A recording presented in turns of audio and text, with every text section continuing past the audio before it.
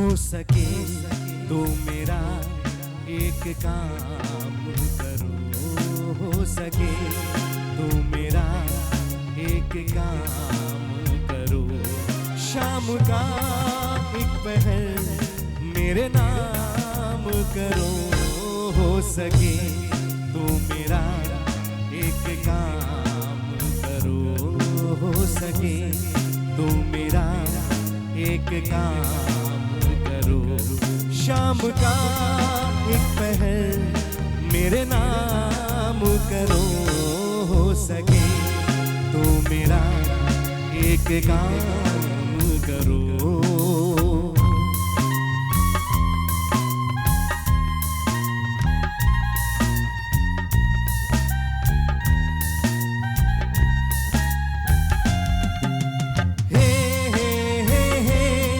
La la la la la la, hey hey hey hey, la la la la la la.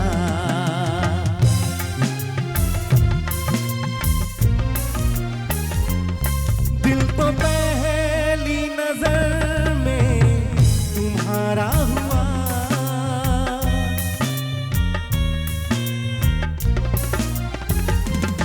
दिल तो पहली नजर में तुम्हारा हुआ। तुम हो जीते हुए और मैं हारा हुआ। मेरे जज्बात का एहतराम करो, मेरे जज्बात का एहतराम करो। शाम का एक पहर मेरे नाम करो, हो सके तो मेरा एक काम करो।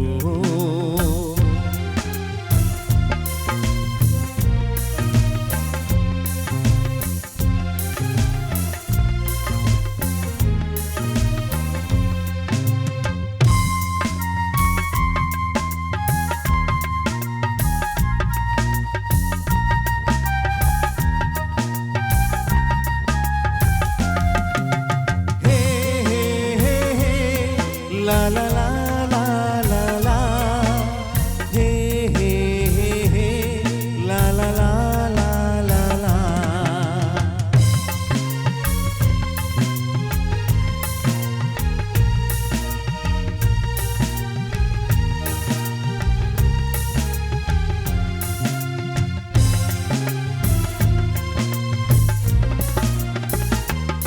आ गए तुम, तुम्हारा बहुत शुक्रिया।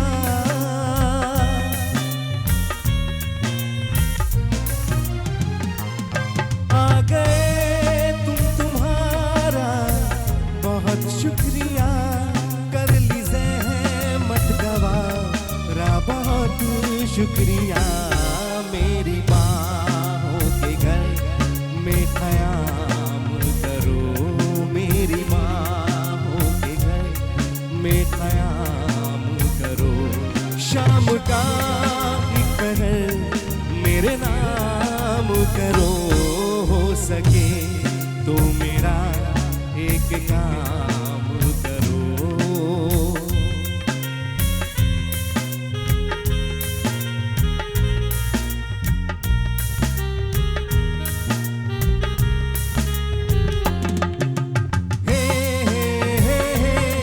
La la la la la la, hey hey hey hey, la la la la la la.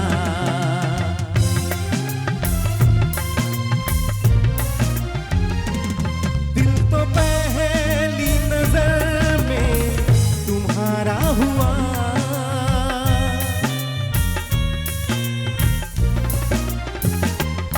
दिल तो पहली नजर में तुम्हारा हुआ। तुम हो जीते हुए और मैं हारा हुआ। मेरे जज्बात का एहतराम करो, मेरे जज्बात का एहतराम करो।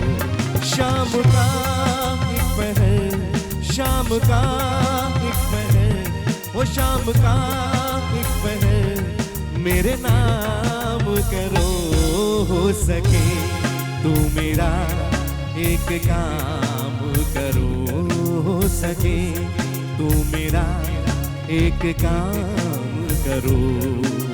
हे हे हे हे ला रा रा रा रा रा, हे हे हे हे ला रा रा रा रा रा, हे हे हे हे ला रा रा ला ला ला, हे हे हे हे ला ला ला ला ला ला।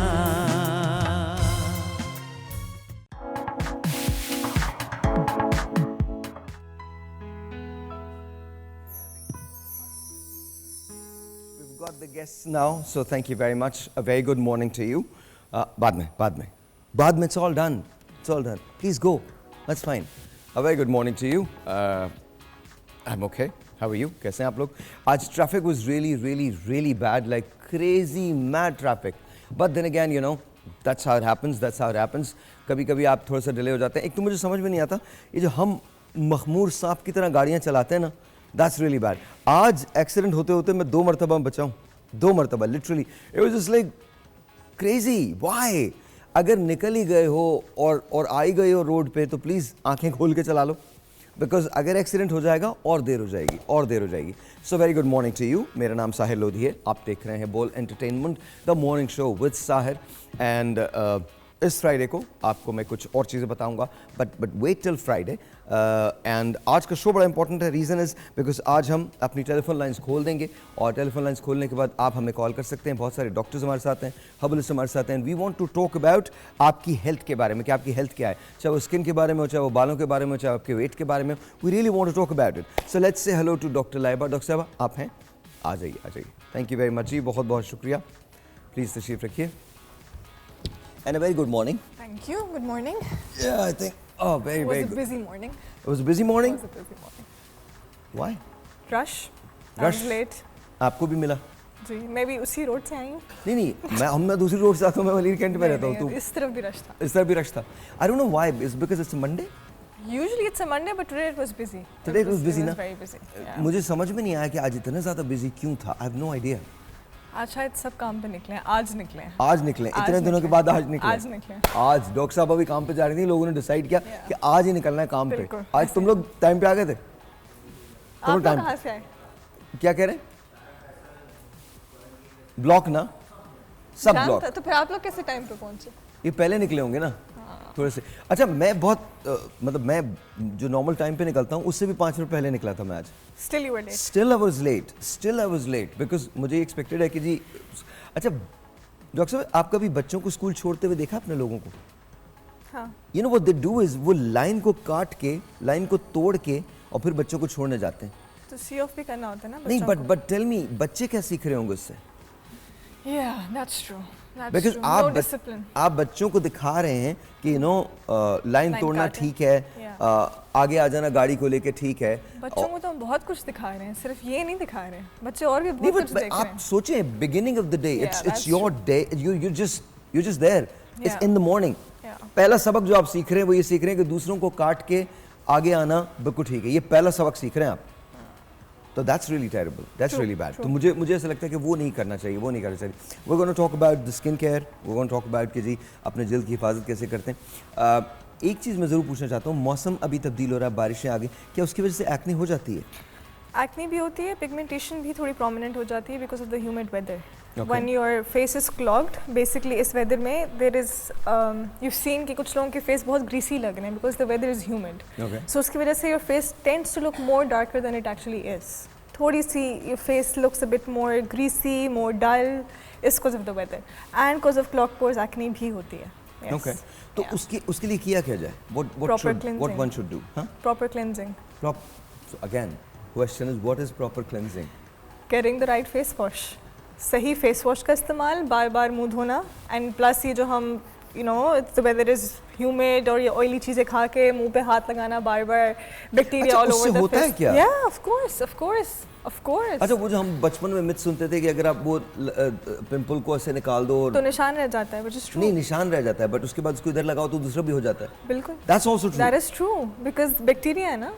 Oh, okay. Yeah, So that is please true. don't do that. Don't Have do you that. done that? Huh? Have you done that? I never had pimples. I don't know. मुझे कभी हुआ ही नहीं, कभी आया ही नहीं पिंपल, कभी कोई नजर ही नहीं आया कुछ, मतलब I was always like this. तो कभी हुआ नहीं. So okay, so अगर एक्नी किस उम्र से शुरू होती है? क्या एक्नी से बचा जा सकता है? कोई प्रिवेंशन है? एक्चुअली एक्ने होती तो यूजुअली हर कोई देखता है टीनेज से स्टार्ट हो जाती है, बट बड़े कहते हैं कि निकलने दीजिए, अच्छी बात है, कोई निकलने बात नहीं. दें. हाँ, there are lot of I mean आते हैं हमारे पास पेशेंट्स जिनके पेरेंट्स कहते हैं कोई बात नहीं, तो नॉर्मल है, इट्स ओके, इस उम्र में तो निकलते हैं, दैट्स फाइन. ये सब जो पता नहीं अपेरेंटली अंदर से जो निकल रहा है, let it be. But it's wrong, it's suppose to be treated, चाहे वो टीन एज में, चाहे वो बड़ी एज में. Acne is suppose to be treated. नहीं ट्रीट होगी तो स्कार्स छोड़ेगी तो collagen depletion and then your face looks thinner. If you see, कुछ लोगों को जो बहुत सिवियर एक्ने होती है ना, उनका मुंह बड़ा पतला हो जाता है. Okay. या because the collagen is gone, the volume is depleted.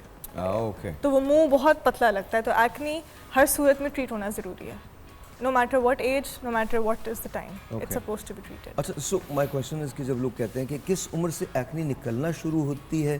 13, 14, 14, 13, अच्छा, 14. ख़वातीन मर्दों में एक्नी ज़्यादा किसको होती है?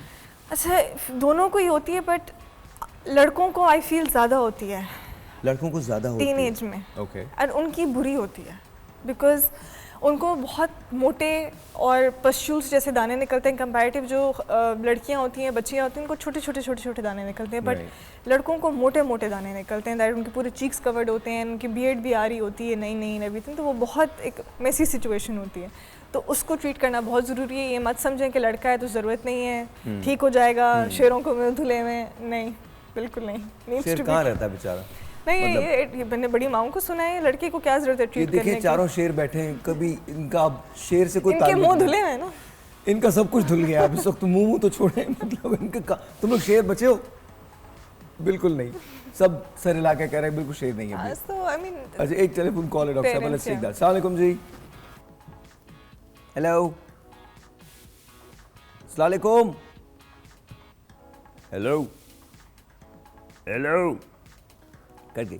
अच्छा, जब एक्नी हो जाती है तो क्या सेल्फ कॉन्फिडेंस में कमी आती है? यस आती है, because you don't look the same, it you doesn't don't feel the look the same. Same, it hurts as well. कुछ लोगों को दर्द भी होती है, कुछ लोगों के फेस पे रेडनेस आ जाती है, कुछ लोगों के फेस पे वाइट हेड्स बन जाते हैं जो काफ़ी प्रोमिनेंट होते हैं. लड़कियां मेकअप नहीं कर पाती, स्किन स्मूथ नहीं होती, फिर जब वो एक्ने चली जाती है उसके निशान रह जाते हैं. So it comes with a lot of things. Okay. Yeah. सो उसको कैसे कि जो घर वालों का जो उनके साथ सपोर्ट, घर वालों का रोल प्ले बहुत है. हाँ, but भाई बहन का मजाक उड़ाता है, हाँ. यू नो, दाने हैं, कोई कुछ है. सो बहुत रोल प्ले घर वालों का. इवन एट टाइम्स पेरेंट्स भी कह देते हैं कि इतना तैयार होने की क्या जरूरत है, मुंह पे तो दाने निकले हुए ना, रहने दो. Seriously? या there are lot of girls, I think you should come to my clinic, sit for some time and listen to all of them.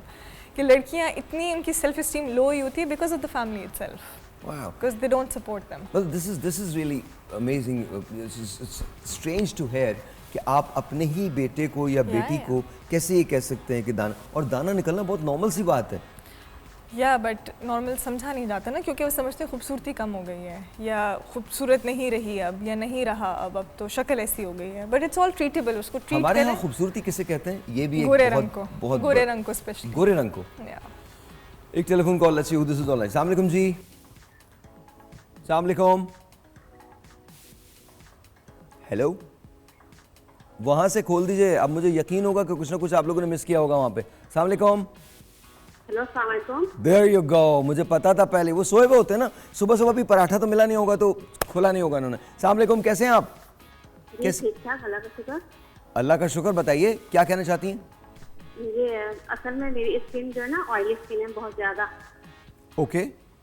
जी, तो मैं ये चाह रही हूँ कि कोई ऐसा बताएं जो मेरी ऑयली स्किन जो है ना, ऑयली खत्म हो जाएगी, और जो इसके अलावा है ना थोड़ी झुर्रियाँ टाइप की ना मेरी स्किन है, लूज स्किन जो जैसे होती है ना. अच्छा, मैं डॉक्टर साहब से कहूँगा, वो आपसे बात करेंगी. मुझे बताइए कि आप कराची से बोल रही हैं. मेहरुन्निसा इनका नाम है. जी डॉक्टर साहब. अस्सलाम वालेकुम. थोड़ा जोर से बोलिए. अस्सलाम वालेकुम. वालेकुम सलाम. जी, कैसी हैं आप? जी, अल्लाह का शुक्र. आपकी एज क्या है? मेरी ऑयली स्किन है, और ऑयली स्किन के अलावा स्किन थोड़ी मेरी लूज है ना. ठीक है. आपकी एज क्या है? आपकी उम्र कितनी है? जी आपकी एज उम्र कितनी है? एज मेरी तकरीबन 48। 48, ठीक है। जी जी। आपकी कंप्लेन ऑयली स्किन है और झुर्रियाँ। झुर्रियाँ। ऑयली स्किन है और थोड़ी लूज स्किन है ना, मैं चाह रही हूँ थोड़ी कोई चीज हो जो टाइट हो थोड़ी सी।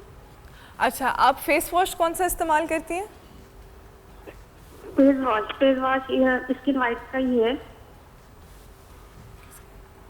अच्छा, स्किन वाइट। स्किन वाइटनिंग का फेस वॉश है। अच्छा ठीक है, आपने जो फेस वॉश लेना है वो स्किन वाइटनिंग का नहीं लेना, आपने वो फेस वॉश लेना है जिस पे लिखा हुआ है ऑयल क्लिनजर, ठीक है, या फिर face wash for oily skin जो आपका ऑयल ख़त्म करेगी, ठीक है। फेस जो आप वाइटनिंग वाला ले रहे हैं उससे स्किन ब्राइट होगी, ऑयल ख़त्म नहीं होगा, तो आपको सही क्लिनजर की ज़रूरत है। और जो झुर्रियाँ हैं उसके लिए आपको ऑब्वियसली कुछ ट्रीटमेंट्स लेने की ज़रूरत है। मुझे नहीं पता कि किस एरिया में है आपको झुर्रियाँ, फोरहेड पे है, माथे की तरफ है, किस तरफ है? मेरे तकरीबन पूरा फेस पर है ना, और ये थोड़ी आइज की तरफ थोड़ी ज्यादा है, तो कुछ ऐसी चीज हो घर की रेमेडी हो या फिर कोई होती है। वो कह रही हैं कि मेरे फोरहेड की तरफ है, आईज की तरफ है, तो कोई उसके कह रही लिए- कोई ऐसा सीरम हो कि 2 दिन में ठीक हो जाए। नहीं, वो ठीक नहीं हो सकती इस तरह। आपको एंटी एजिंग सीरम्स होते हैं लेकिन वो झुर्रियाँ गायब नहीं करते, बेहतर कर देते हैं। अब अपनी स्किन रूटीन में रेटिनॉल का इस्तेमाल करें, लेकिन उसको भी इस्तेमाल करने का तरीका है, जब आप रेटिनॉल लेंगी तो एक छोटी सी परसेंटेज 0.2% से 0.1% से स्टार्ट करेंगी, और हफ्ते में 1 दफ़ा, फिर उससे अगले हफ्ते में फिर 2 दफ़ा, फिर 3 दफ़ा, फिर 4 दफ़ा करते हुए आप अपने रेटिनॉल की सीरम कंटिन्यू करेंगी। उससे थोड़ी आपकी लाइंस कम हो जाएंगी लेकिन गायब नहीं होंगी। इसके अलावा ट्रीटमेंट्स अवेलेबल हैं इनको ख़त्म करने के लिए। अगर आप रेडी हैं तो फिर बोटॉक्स करवा लें, वो गायब हो जाएंगे 3 दिन में। ऑलराइट जी, जैसे डॉक्टर साहब ने बताया कि आप ये कर सकती हैं, ये तमाम ट्रीटमेंट्स अवेलेबल हैं, लेकिन उसके लिए आपको पहले तो आमादा करना पड़ेगा अपने आप को कि आप ये करना चाहती हैं। जैसे डॉक्टर साहब ने बताया कि आपने वो क्लेंजर लेना है जिसपे वो फेस वॉश, जी, जिसमें आपने ऑयल रिमूव करना है, गोरा नहीं होना, ठीक है, बिकॉज वो अभी ब्राइटनिंग वाला यूज़ कर Brightening रही है। वाला सो use यू कर नीड द फेस वॉश जो ऑयल फ्री हो और जो ऑयल को कम करे। तो वो आप ले सकती हैं जिसपे सैलिसाइलिक एसिड लिखा हुआ हो, वो थोड़ा मुश्किल टर्म है, लेकिन सैलिसाइलिक एसिड जिस पे लिखा हो या जो लिखा हो फॉर ऑयली स्किन टाइप, वो वाला लें। अच्छा एक बात मुझे बताइएगा, जैसे अभी इनकी उम्र 48 ईयर्स है, तो हम एज को जाहिर है डिफाई तो नहीं कर सकते, डिले कर नहीं। सकते हैं, एजिंग को डिले कर सकते हैं। Yes. तो किस उम्र के अंदर आपको ये जो स्किन केयर रिजीम है ये शुरू कर देनी चाहिए? देखिए, फ्रॉम द एज ऑफ 25 हमारी बॉडी कोलेजन प्रोड्यूस नहीं करती, ठीक है। So you need to start using जो भी एंटी एजिंग एजिंग का जो प्रोडक्ट्स प्रोसेस शुरू होता है वो 25 25 साल की उम्र से 25 साल स्टार्ट से शुरू हो जाता है। वाह, अच्छा। एंड आपको उससे you need to start using हमारे यहाँ तो कहते हैं 25 साल में तो बस जवान होते मतलब हैं। जवान होते हैं आप, बाहर आती नहीं है। नहीं नहीं नहीं, दैट्स द टाइम जब आप जो है यू स्टॉप। देखिए इसमें जो अल्लाह ने कुछ चीज़ें मेंशन की हुई हैं लॉजिकली कुरान में, that is why you laughing again? No, मैंने कमरान को देखा, वो अभी 25 का ही है। अच्छा सॉरी प्लीज। या सो कुछ चीज़ें विद टाइम जो मेंशन है, जो लिखा हुआ था जी 18 साल की उम्र में शादियां हो जाएं, ये सब हो जाए, there was a reason, because 25 तक you start going back, you start reversing. So उससे यू नीड टू यूज़ उसी टाइम से एंटी एजिंग प्रोडक्ट्स, रेटिनॉल हो गया, प्रॉपर मॉइस्चराइजिंग, ये सब you have to have a proper regiment from the age of 25। अच्छा, लेकिन एक और बात, जैसे स्पेशली वुमेन, अब जो हमारी बच्चियाँ होती हैं वो एट द एज ऑफ 13, 14, 15 बोटॉक्सेस करवा रहे हैं, ये I mean is it okay? No, it's not. It's It's not not okay. okay at all. See, Botox is basically एक टॉक्सिन होता है जो आपका मसल पैरालाइज करता है, बट you're आई थिंक तो इवन बोटॉक्स फिलर्स की एज जब यू हैव नो ऑप्शन, जब कुछ ना बचे तो आप इस पे आएँ, that's the last resort, last चीज़। फ्रॉम द एज ऑफ 30, 32, 35 ठीक है, but not 13, 14, no not. I don't even think इतनी स्किन केयर उस एज में करनी चाहिए, because let your skin be. हाँ, इंटरनल कोई प्रॉब्लम है जैसे एक्नी तो उसको ट्रीट करें, बट ये जो सुबह की 10 AM के सिरम्स, रात के 10 PM के सिरम्स, नो। अच्छा, सो ये होता क्या है? 10 AM की सीरम से क्या होता है? अगर वो जो AM वाला सीरम है वो PM में लगा दिया जाए तो क्या होगा? होगा तो कुछ भी नहीं, honestly. It would work the same. It would work the same, but it's just that few chemicals in those serums are not supposed to be used during this heat या sun में, ठीक Okay. है? तो वो इस वजह से avoid किए जाते हैं कि रात को लगाया जाए। Okay. That's it. But ये एक Instagram एक ट्रेंड बन गया है कि सुबह के 10 सिरम है और रात को 10 सिरम है, and that's it. उसके अलावा कुछ नहीं है, लेकिन जाहिर है कुछ ऐसे केमिकल जी जी, ऐसे they होते do हैं react to heat and sun. तो जिनको ज़्यादा सन का एक्सपोजर जो तो है वो- उनके लिए फिर वो हम कहते हैं जी PM में लगाएं। अच्छा, AM सो में क्या लगाएं। एक्नी जब होती है तो सन ब्लॉक लगाया जा सकता है? लाजमी लगाना है सनब्लॉक। आप इवन इफ यू डाइंग आपने लगाना है, it's that If you're dying, you're important. लगाना है। Yes yes. It's I don't that think so. important. No, Yes, no, no. If you're dead, don't apply the sunblock because you don't need it. नहीं वो तो फिर मैं doctor साहब से ये categorically इख्तिलाफ कर रहा हूँ. If you are dead, don't worry about anything. You're just gone, man, dude. Finished. this is the Nothing. next life, right? You need to look good for it. आप sunblock लगा के नहीं. It's okay. Break ji. We'll take a break.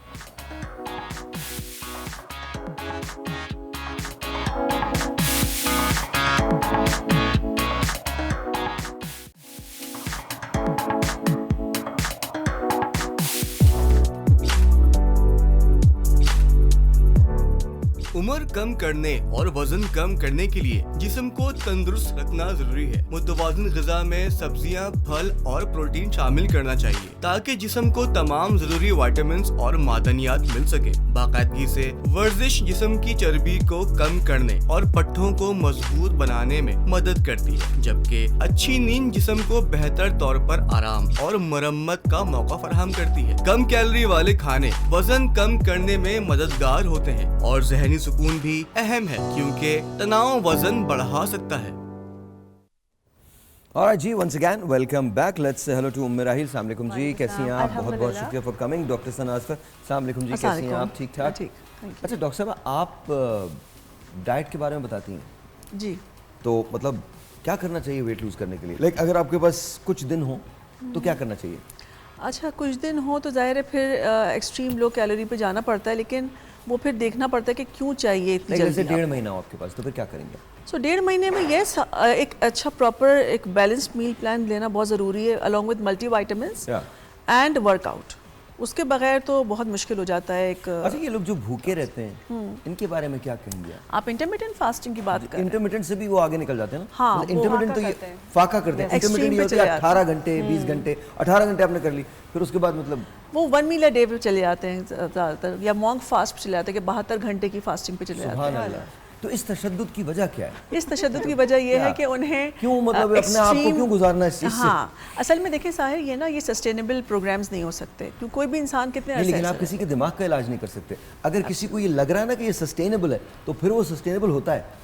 नहीं, वो आप नहीं- उसके दिमाग का इलाज नहीं कर सकते। हाँ, लेकिन फिर वो वापस आता है हमारे पास कि जी मुझे इतने दिन मैंने किया था फास्ट, फिर मैंने वेट भी लूज़ किया, लेकिन फिर मैं इवेंचुअली दोबारा गेन बैक कर लिया क्योंकि मैंने छोड़ दिया। और जो उस दौरान आप वेट लूज़ करते हैं, आप इतना खुश ना हो क्योंकि आप वेट नहीं, आप अपने मसल ज़्यादा जल्दी लूज़ कर जाते हैं। True. So you don't have to be happy कि मैं फैट बर्न कर रहा हूँ। सो फैट बर्न आप अपने करने के लिए तो मसल का वर्कआउट। मसल आपका लूज होता है। एक telephone call let's see who is on. अस्सलाम वालेकुम। अस्सलाम वालेकुम। जी वालेकुम अस्सलाम, कैसी हैं आप? अल्लाह का शुक्र। मैं सोबिया बात कर रही हूँ साहिब भाई। मैं साहिर बात कर रहा हूँ। सोबिया जी भाई, मुझे पता है, तभी तो मैंने कॉल किया। मैं और किसी को कॉल भी नहीं करती हूँ। Alright, thank you very much, बहुत बहुत शुक्रिया। बताइए मसला क्या है? साहिब भाई, पिगमेंटेशन का इशू है और पिगमेंटेशन का इशू ऐसा है कि मैंने कभी कोई क्रीम्स वगैरह यूज़ नहीं की हैं केमिकल वाली। मैं जस्ट सनब्लॉक यूज़ करती हूँ, ऑर्गेनिक है। तो उसके अलावा मैंने लाइफ में कोई चीज़ यूज़ नहीं की कभी। तो मुझे 6-7 साल पहले बस जस्ट एक आंख के पास ब्राउन सा स्पॉट शुरू हुआ था और वो लाइट है, सुपरफिशियल ही है मेरी पिगमेंटेशन। बट ये है कि वो कभी लाइट हो जाती है और बिल्कुल कभी गायब होने के करीब हो जाती है। लेकिन मुझे विटामिन डी की डेफिशिएंसी भी है। तो मुझे ये जानना है कि क्या ये वाली जो बढ़ती जा रही हैं, मतलब फैल रही हैं, अब दोनों साइड में हो रही हैं आइज़ के, तो क्या ये विटामिन की कमी की वजह से है या फिर क्योंकि मैंने कभी कोई केमिकल तो अप्लाई किया नहीं है, तो जस्ट मैं सनब्लॉक यूज़ करती हूँ, हर वक्त मेरा लगा हुआ होता है। मैं तो डॉक्टर साहब मुझे से ये- कहता हूँ, डॉक्टर साहब आप बात कीजिए। अस्सलाम वालेकुम। भाई साहब कैसी हैं मैम आप? मैं ठीक हूँ, आप कैसी हैं? अल्लाह का शुक्र है जी मैम। अच्छा मैम, सोबिया, मुझे पिगमेंटेशन जी सोबिया आपकी एज क्या है? 30। 30, ठीक है। अच्छा सोबिया, कोई हार्मोनल इशू तो नहीं है आपको?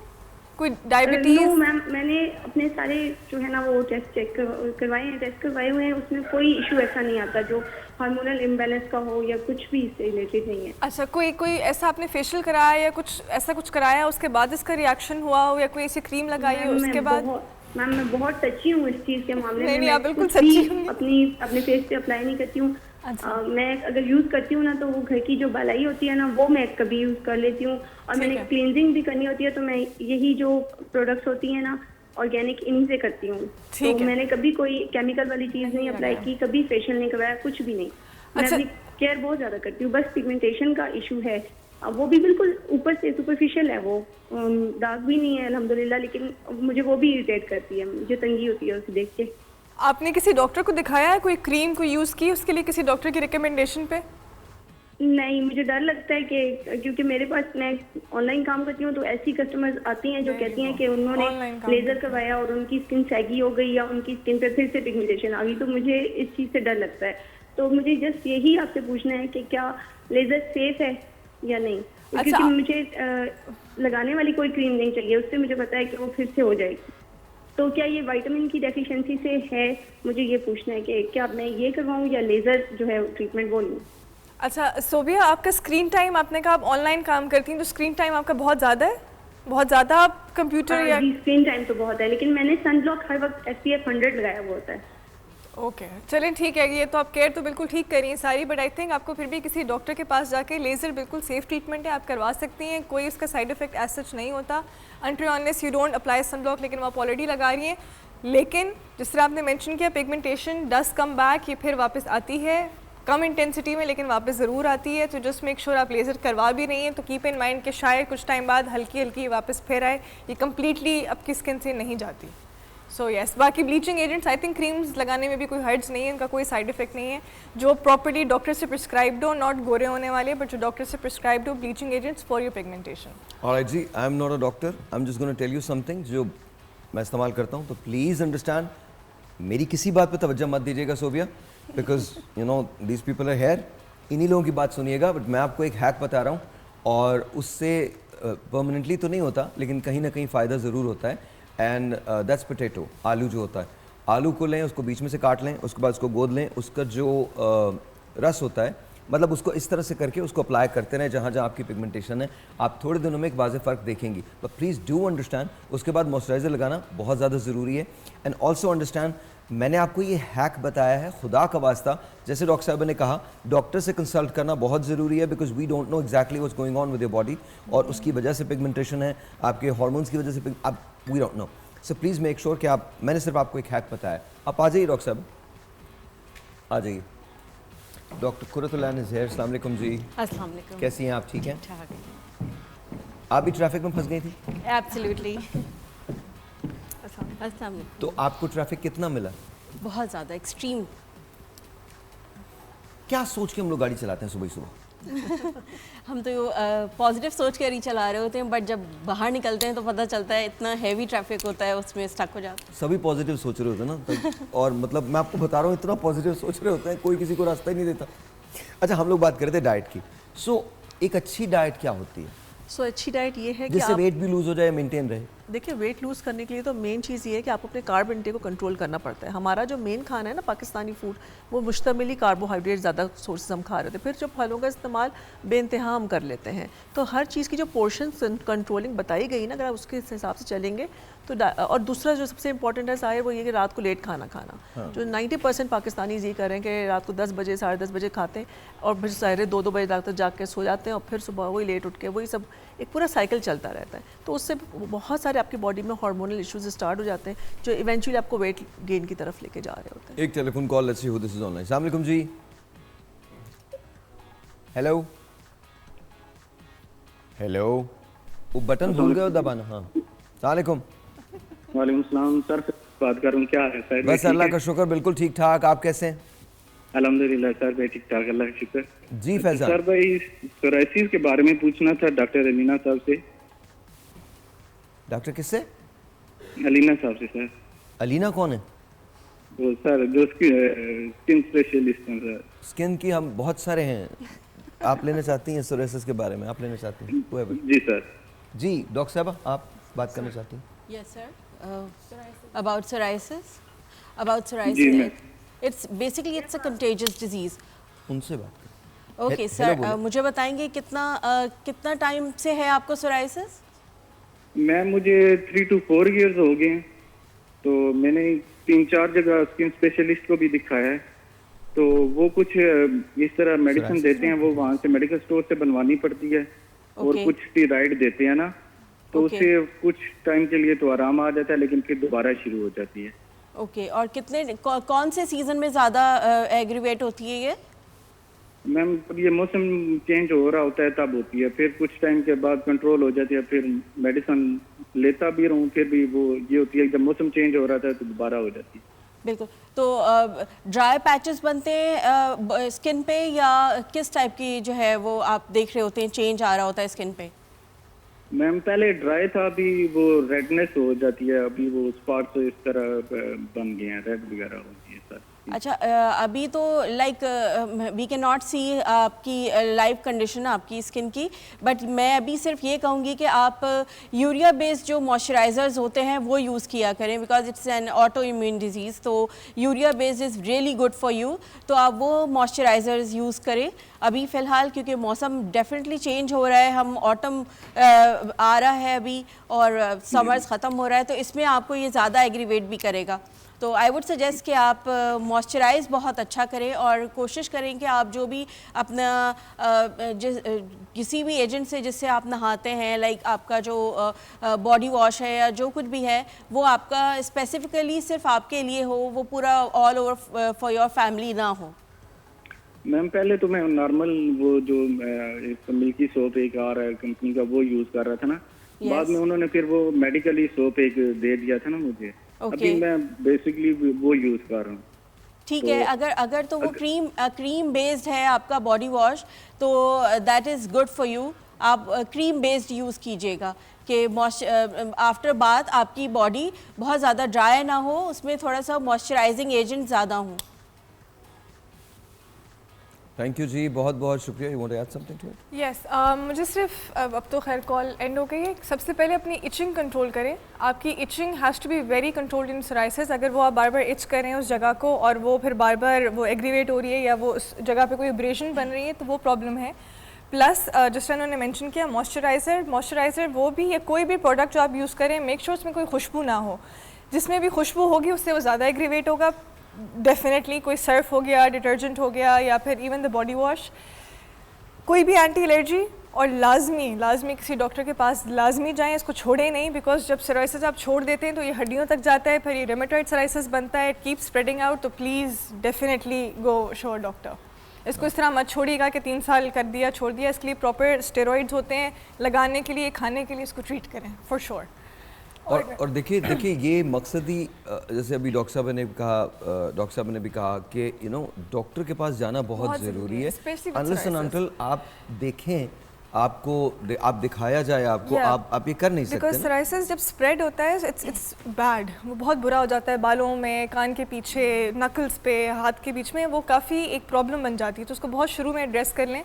और ये जो भी एग्रीवेटिंग फैक्टर्स हैं, स्पेशली जिससे इचिंग होती है, कुछ लोग खारिश कर करके वो ब्लीडिंग भी हो जाती है उस एरिया में। उन्होंने मेंशन किया रेड है, दैट मीन्स कि वो फ्लेकी नहीं है, वो वाइट नहीं है, दैट मीन्स कि इट्स इची। तो सबसे पहले अपनी खारिश को कंट्रोल करें। ओके, या खारिश, एंटी एलर्जी जी एंड डॉक्टर, बाकी रेमेडी जो है। आप रेमेडी बताना चाहते हैं? जी प्लीज। अच्छा देखिए, सोराइसिस बहुत मुश्किल से जा रहा होता है, दोनों डॉक्टर्स ने बताया, लेकिन एक सिंपल सा, एक बहुत ही आसान सा देसी नुस्खा जिसे हम कहते हैं, तारा मीरा का तेल लीजिए।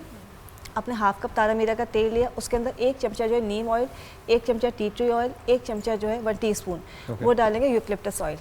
चारों चीज़ों को मिला के रख लें, और इस ऑयल को जो है आपने दिन में 2 से 3 बार रात को लगा के सो जाए।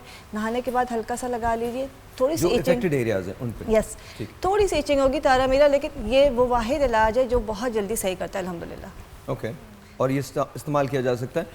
अगेन जैसे उमराहिल बता रही हैं आपको, ये आप इस्तेमाल कर सकते हैं, लेकिन अगेन मैं बार बार एक ही बात कहूँगा, please make sure you consult a doctor, please consult doctor. ये हो ही नहीं सकता कि आप सिर्फ ये इस्तेमाल कर लें। नहीं, but actually I am sorry to interrupt, I have seen a lot of people get cured with घरेलू थिंग्स कंपैरेटिव टू हम जो ट्रीटमेंट्स दे रहे होते हैं, उससे बेहतर मैंने देखा है कि जी हमने ये ऑयल लगाया था, हमें फ़र्क पड़ा, we are better, so I am sure this will help more than. मुझे दिखाना ज़रूरी इसलिए है कि कंडीशन आपको डॉक्टर, क्योंकि सोराइसिस की इंटेंसिटी होती है, 6 लेवल्स। मैं आपको बताऊँ, मैंने I have lost a friend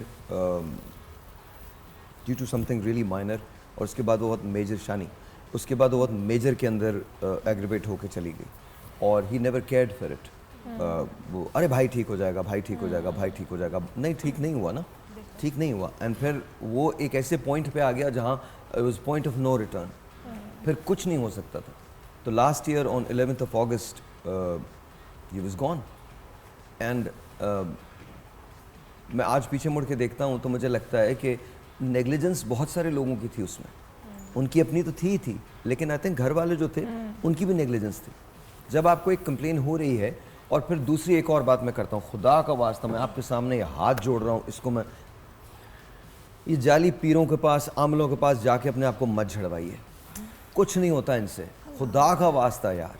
अगर आपको अल्लाह का कलाम ही पढ़ना है तो आपके पास कुरान करीम मौजूद है, आप खुद कर सकते हैं, बट खुदा का वास्ता इन जाली पीरों के पास जाके अपने आप को मत झड़वाएं, बल्कि इन्हें झाड़ के आएँ और एक हाथ लगा के भी आ जाएं, बिकॉज ऑनेस्टली तकलीफ दे बात है। अभी एक हफ्ता पहले उनके दोनों बेटे मेरे पास आए, एंड इट वाज जस्ट अजीब सी फीलिंग मेरी, मैंने दोनों को देखा and I just hug both of them and he is gone, he is not there anymore. I don't have the liberty to pick up my phone and call him and say कि शानी यहाँ आ जाओ। You guys have all, you have met. तो you know it's difficult.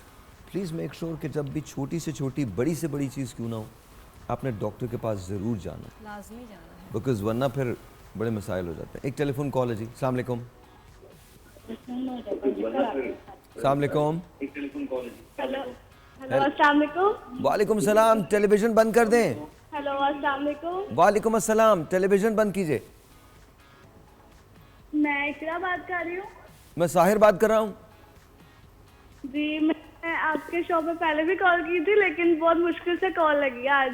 I know, बहुत मुश्किल से, मैं भी सोच रहा था इकरा का आज फोन ही नहीं आया।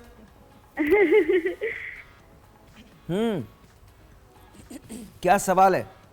मेरा सवाल ये है कि मेरे सर में, मैं छोटी सी थी तो मेरा ऑपरेट हो गया था, तो जिसकी वजह से ना मेरे सर में बहुत ज़्यादा वीकनेस है।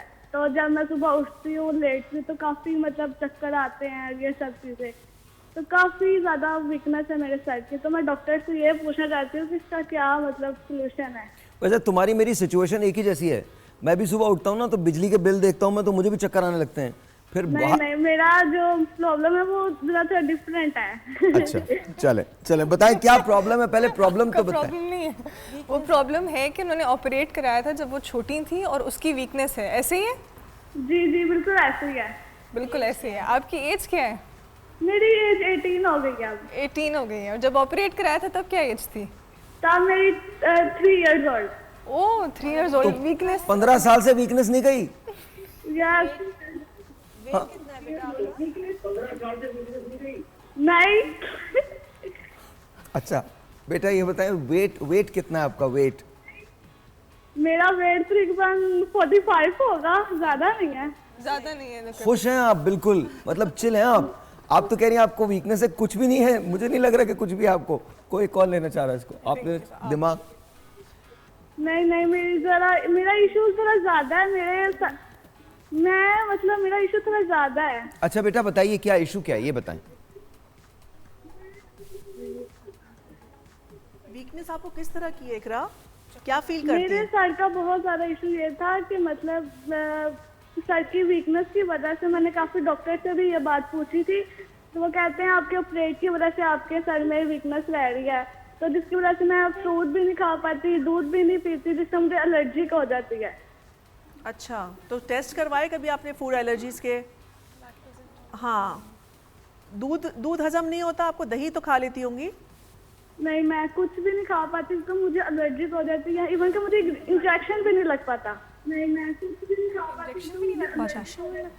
इंजेक्शन कौन सा नहीं लग पाता आपको? ताकत का? जी, किस चीज का इंजेक्शन नहीं लग पाता आपको? ताकत का? कोई भी नहीं, कोई भी इंजेक्शन नहीं लग सकता। कोरोना वैक्सीन लगी थी एक बार, उससे भी मुझे एलर्जी हो गई थी। उससे भी एलर्जी हो गई थी? अच्छा, इम्यूनिटी इनको I think she should have CBC इनको अपना कराना चाहिए, जिसमें इनको इनके WBCs चेक करने चाहिए। मुझे लग रहा है इनकी इम्यूनिटी बहुत ज़्यादा वीक हुई है। नहीं, बट इट्स बीन 15 years। मुझे लगता है कि आपको ना डॉक्टर से मशवरा करना आप किसी चाहिए। प्रॉपर डॉक्टर के पास जाके अपना सारा चेकअप कराएं, टेस्ट सारे कराएं, जिसमें सारे टेस्ट शामिल हो, इंक्लूडिंग CBC से लेके till all your allergic test, IgE, IgA, ये सब कराना ज़रूरी है ताकि पता चले प्रोटीन लेवल कितना है। नहीं और बेटा क्या एक बात और इकरा, आई थिंक किसी साइकियाट्रिस्ट से भी आप ज़रूर मशवरा करें। मैं जेन्युइनली आपको बता रहा हूँ, ऑब्वियसली डॉक्टर्स दे नो मोर। मुझे लगता है कि आपको थोड़ा सा इस चीज़ को सीरियस लेना चाहिए। आपके घर के हालात कैसे हैं मुझे नहीं पता, आपके रिलेशनशिप आपके पेरेंट्स के साथ कैसा है वो मुझे नहीं पता, लेकिन मैं आपको सिर्फ ये बता रहा हूँ कि यू नीड टू टॉक। आपको बहुत ज़्यादा बात करने की ज़रूरत है, अपने आप से भी और अपने बारे में दूसरों से भी। ब्रेक लेते हैं।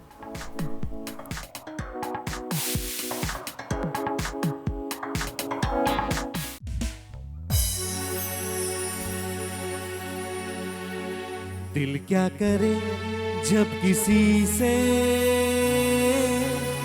किसी को प्यार हो जाए, जाने कहाँ कब किसी को किसी से प्यार हो जाए। ऊंची ऊंची दीवारों सी इस दुनिया की रस्में, ना कुछ तेरे बस में जूली, ना कुछ मेरे बस में। दिल क्या करे जब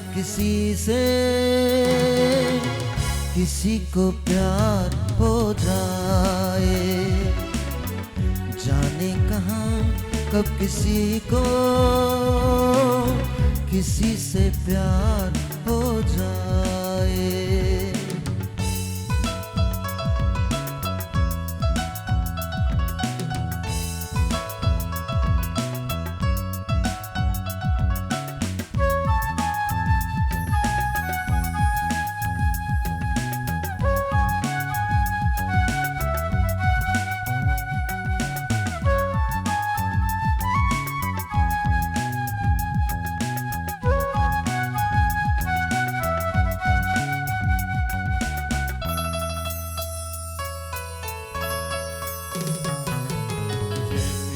पर्वत पे घटा झुकती है, जैसे सागर से लहर उठती है, ऐसे किसी चेहरे पे निगाह रुकती है। जैसे पर्वत पे घटा झुकती है, जैसे सागर में लहर उठती है, ऐसे किसी चेहरे से निगाह रुकती है। रोक नहीं सकती नजरों को दुनिया भर की रस्में, ना कुछ तेरे बस में जूली, ना कुछ मेरे बस में। दिल क्या करे जब किसी को प्यार हो जाए, जाने कहाँ कब किसी को किसी से प्यार हो जाए।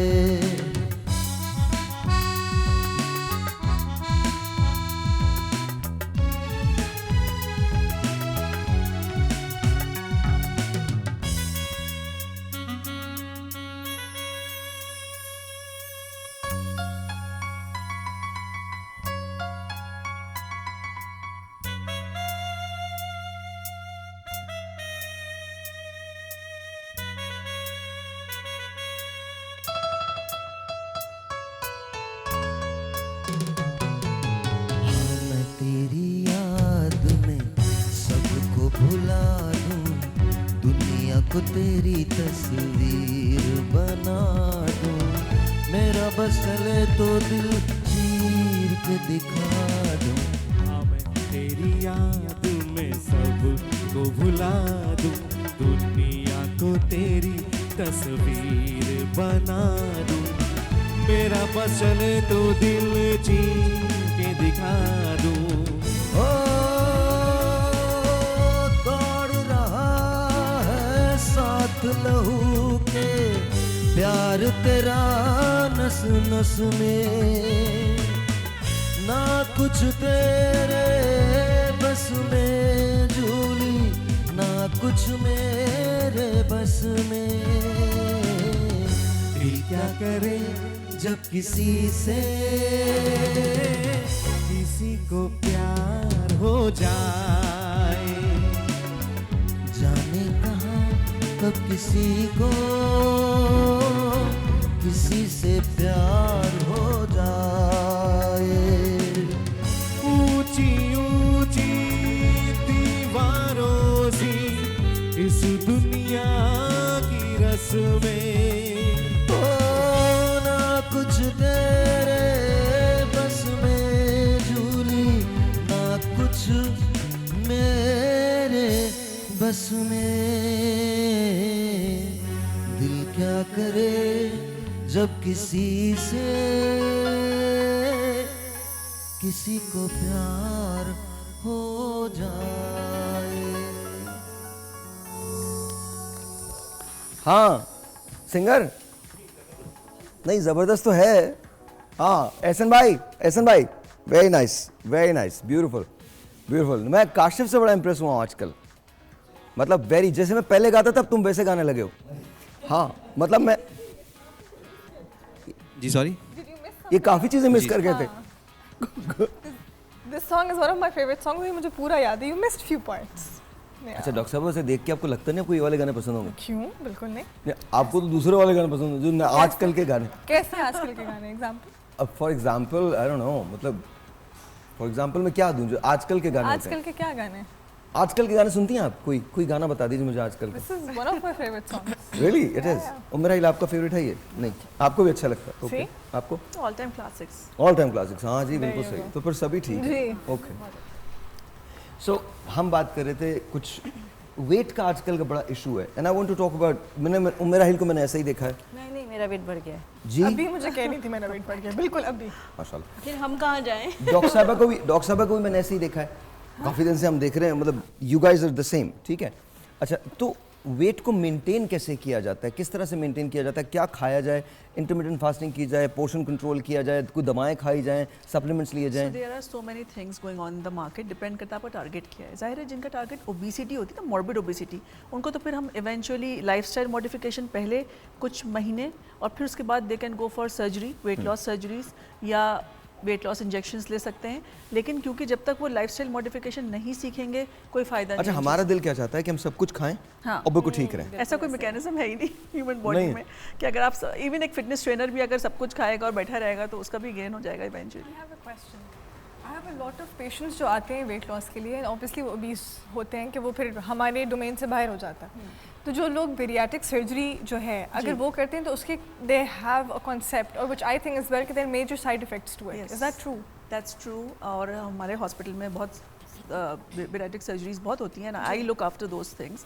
बट ये है कि दो तरह की होती हैं बेसिकली, एक स्लीव गैस्ट्रेक्टमी होती है, बाईपास होता है गैस्ट्रिक स्लीव में वेट गेन के ज़्यादा चांसेस होते हैं बिकॉज़ आप रिवर्ट बैक करते हैं। यस, उसमें जो गेन बैक है 1-1.5 साल में लोगों का अक्सर आ जाता है। वही बात आ गई कि अगर वो वेट लॉस आप से मुहक्किकीन से मैं एक बात गुजारिश करूं, किसी को नहीं समझ आ रहा कि आप क्या बात कर रहे हो, कसम खुदा की। ये तो मेरे को तो फिर भी पता है क्योंकि मैंने एक दफा ये सोचा था कि मैं अपना ये करवाऊंगा, पर हाँ एक दफा मैंने सोचा था, मैं जब डॉक्टर के पास गया उसने मुझे बोला आपको मेरी नहीं दिमाग के डॉक्टर की एक्चुअली जरूरत है।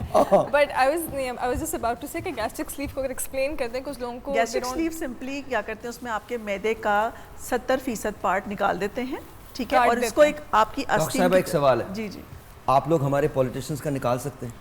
आएंगे तो वो मैदे का 70, मैं कहता हूँ उनका 10% भी निकाल लो, पाकिस्तान बच जाएगा। 10% निकाल दें सिर्फ ओनली। Yes please. तो जो 70% पार्ट निकाल दिया, अब वो छोटा सा पाउच बन गया स्टमक। तो बेसिक कॉन्सेप्ट ये कि वॉल्यूम क्रिएट कर दें, कम वॉल्यूम में खाना जाए। अच्छा तो जब कैलोरी डेफिसिट होता है, I am really sorry, Sure. और ये कोई फनी कोई मैं बात नहीं करने जा रहा, मैंने बहुत सारे लोगों को ये करवाते हुए देखा है, लेकिन उसके साइड इफेक्ट्स भी देखे हैं। बिल्कुल है। अच्छा स्किन सैग हो जाती है आप, और ये तो मैंने अपने पर्सनली देखा है, मेरी अपनी फैमिली के अंदर बहुत सारे लोगों ने करवाया है। स्किन आपकी लटकने लगती है, सैग होने लगती है, एजिंग आप पे बहुत जल्दी आती है, आपके बाल जो है वो गिर जाते हैं। तो एक बात मैं बता दूं आपको, ये बात याद रखिए, आप अपना स्टमक छोटा करवा रहे हैं, बॉडी की रिक्वायरमेंट वही है। Exactly. तो जब आप खाते हो ना तो वो एक्चुअली नहीं लग रहा होता, तो आपके बाल शाल तो गुड बाय कर दो आप उनको। So there are so many things जिसे कॉम्प्रोमाइज़ करना पड़ेगा आपको। वेट भी कम हो रहा है, लेकिन साथ साथ आपका जो डाइटिशियंस के साथ, न्यूट्रिशन के साथ रेगुलर चेकअप है वो बहुत ज़रूरी है। आपके जो ब्लड वर्क्स हैं वो बहुत रेगुलर हमें कराने होते हैं। Vitamin D, B12 deficiency, iron, हर चीज़ देखनी पड़ती है। और अभी हमें ये नहीं पता कि आगे जाके when they will reach like 50, 60, 70 तब इनकी बोन हेल्थ कैसी हो जाएगी। बिकॉज नॉर्मली भी खवातीन की और मेल्स में भी बोन हेल्थ कॉम्प्रोमाइज़ हो रही होती है, नॉर्मल एडल्ट में भी। अच्छा जी, एक telephone call, let's see who this is online. अस्सलाम वालेकुम जी, you are on the air. अस्सलाम वालेकुम भाई। जी बेटा। अस्सलाम वालेकुम। वालेकुम अस्सलाम। क्या हाल है भाई, आप ठीक हैं? बिल्कुल ठीक ठाक। कैसी हैं आप मैमूना? जी जी, अल्लाह का शुक्र है। पहली दफ़ा आपके शो में कॉल कर रही हूँ। Thank you Maimoona. एंड अभी करती रहूँगी इंशाल्लाह। इंशाल्लाह। आपका शो बहुत अच्छा है भाई। आपने स्किन के बारे में ये पूछना था, जैसे ना मुझे शुगर है ना और ब्लड प्रेशर का भी इशू है, तो फिर ना ऐसे स्किन ठीक है, नॉर्मल है, दाने वगैरह कुछ भी नहीं है। हाँ, थोड़ी सी लूज हो रही है ना, उसके ज्यादा कुछ है तो बता दें। जी बेहतर। मैं आप तीनों से ही पूछ लेता हूँ। 36 साल की हूँ। 31 साल की आपने कहा? 36। जी जी। और एक मेरी बहन है, उसका नाम है कोका बतूर, उसके सिर पे थोड़ी सी झुर्रियाँ हैं, उसका भी, इसके बारे में कुछ बता दें। और आप ये भी कहना था, जैसे अगस्त का महीना है, 1 मिली नगमा भी दे दिया आप, आपकी आवाज़ बहुत अच्छी है, वो भी सुना दिया करें हमें। बेहतर। Thank you ji. स्किन, इनकी जो बहन है उसकी एज तो मुझे नहीं पता जिनको झुर्रियाँ हैं, लेकिन जो आप हैं शी वाज 36, ठीक है। और इनका इशू था कि कोई वो नहीं है, एक्नी नहीं है, कुछ नहीं है, लेकिन स्किन लूज हो रही है। तो अगेन जो रीज़न ये है कि आप शायद स्किन केयर प्रॉपर नहीं कर रही हैं, नॉट इन सेंस कि आप स्किन का ख्याल नहीं रख रही, लेकिन आप वो चीज़ें इस्तेमाल नहीं करी होंगी जिससे एजिंग रुकेगी या कम होगी, स्लो डाउन होगी। आपको वो चीज़ें इस्तेमाल करनी ज़रूरी हैं। अगर आप सिरम्स और क्रीम्स की तरफ नहीं जा सकती तो घरेलू टूटके कर लें, वो बहुत सारे अवेलेबल हैं। इनको बहुत सारे पता है, ये आपको बताएंगे। He is full of them, वो आपको बताएंगे, वो मेरा हील बताएंगी। बट आपको बेसिकली कोई भी एंटी एजिंग सिरम्स या फिर प्रोडक्ट्स यूज़ करने की ज़रूरत है जिस पे लिखा हुआ हो कि वो आपको एंटी एज करेंगे। स्पेशली रेटिनॉल बहुत ज़रूरी है, उसका इस्तेमाल किस तरह करना है वो उससे ज़्यादा ज़रूरी है।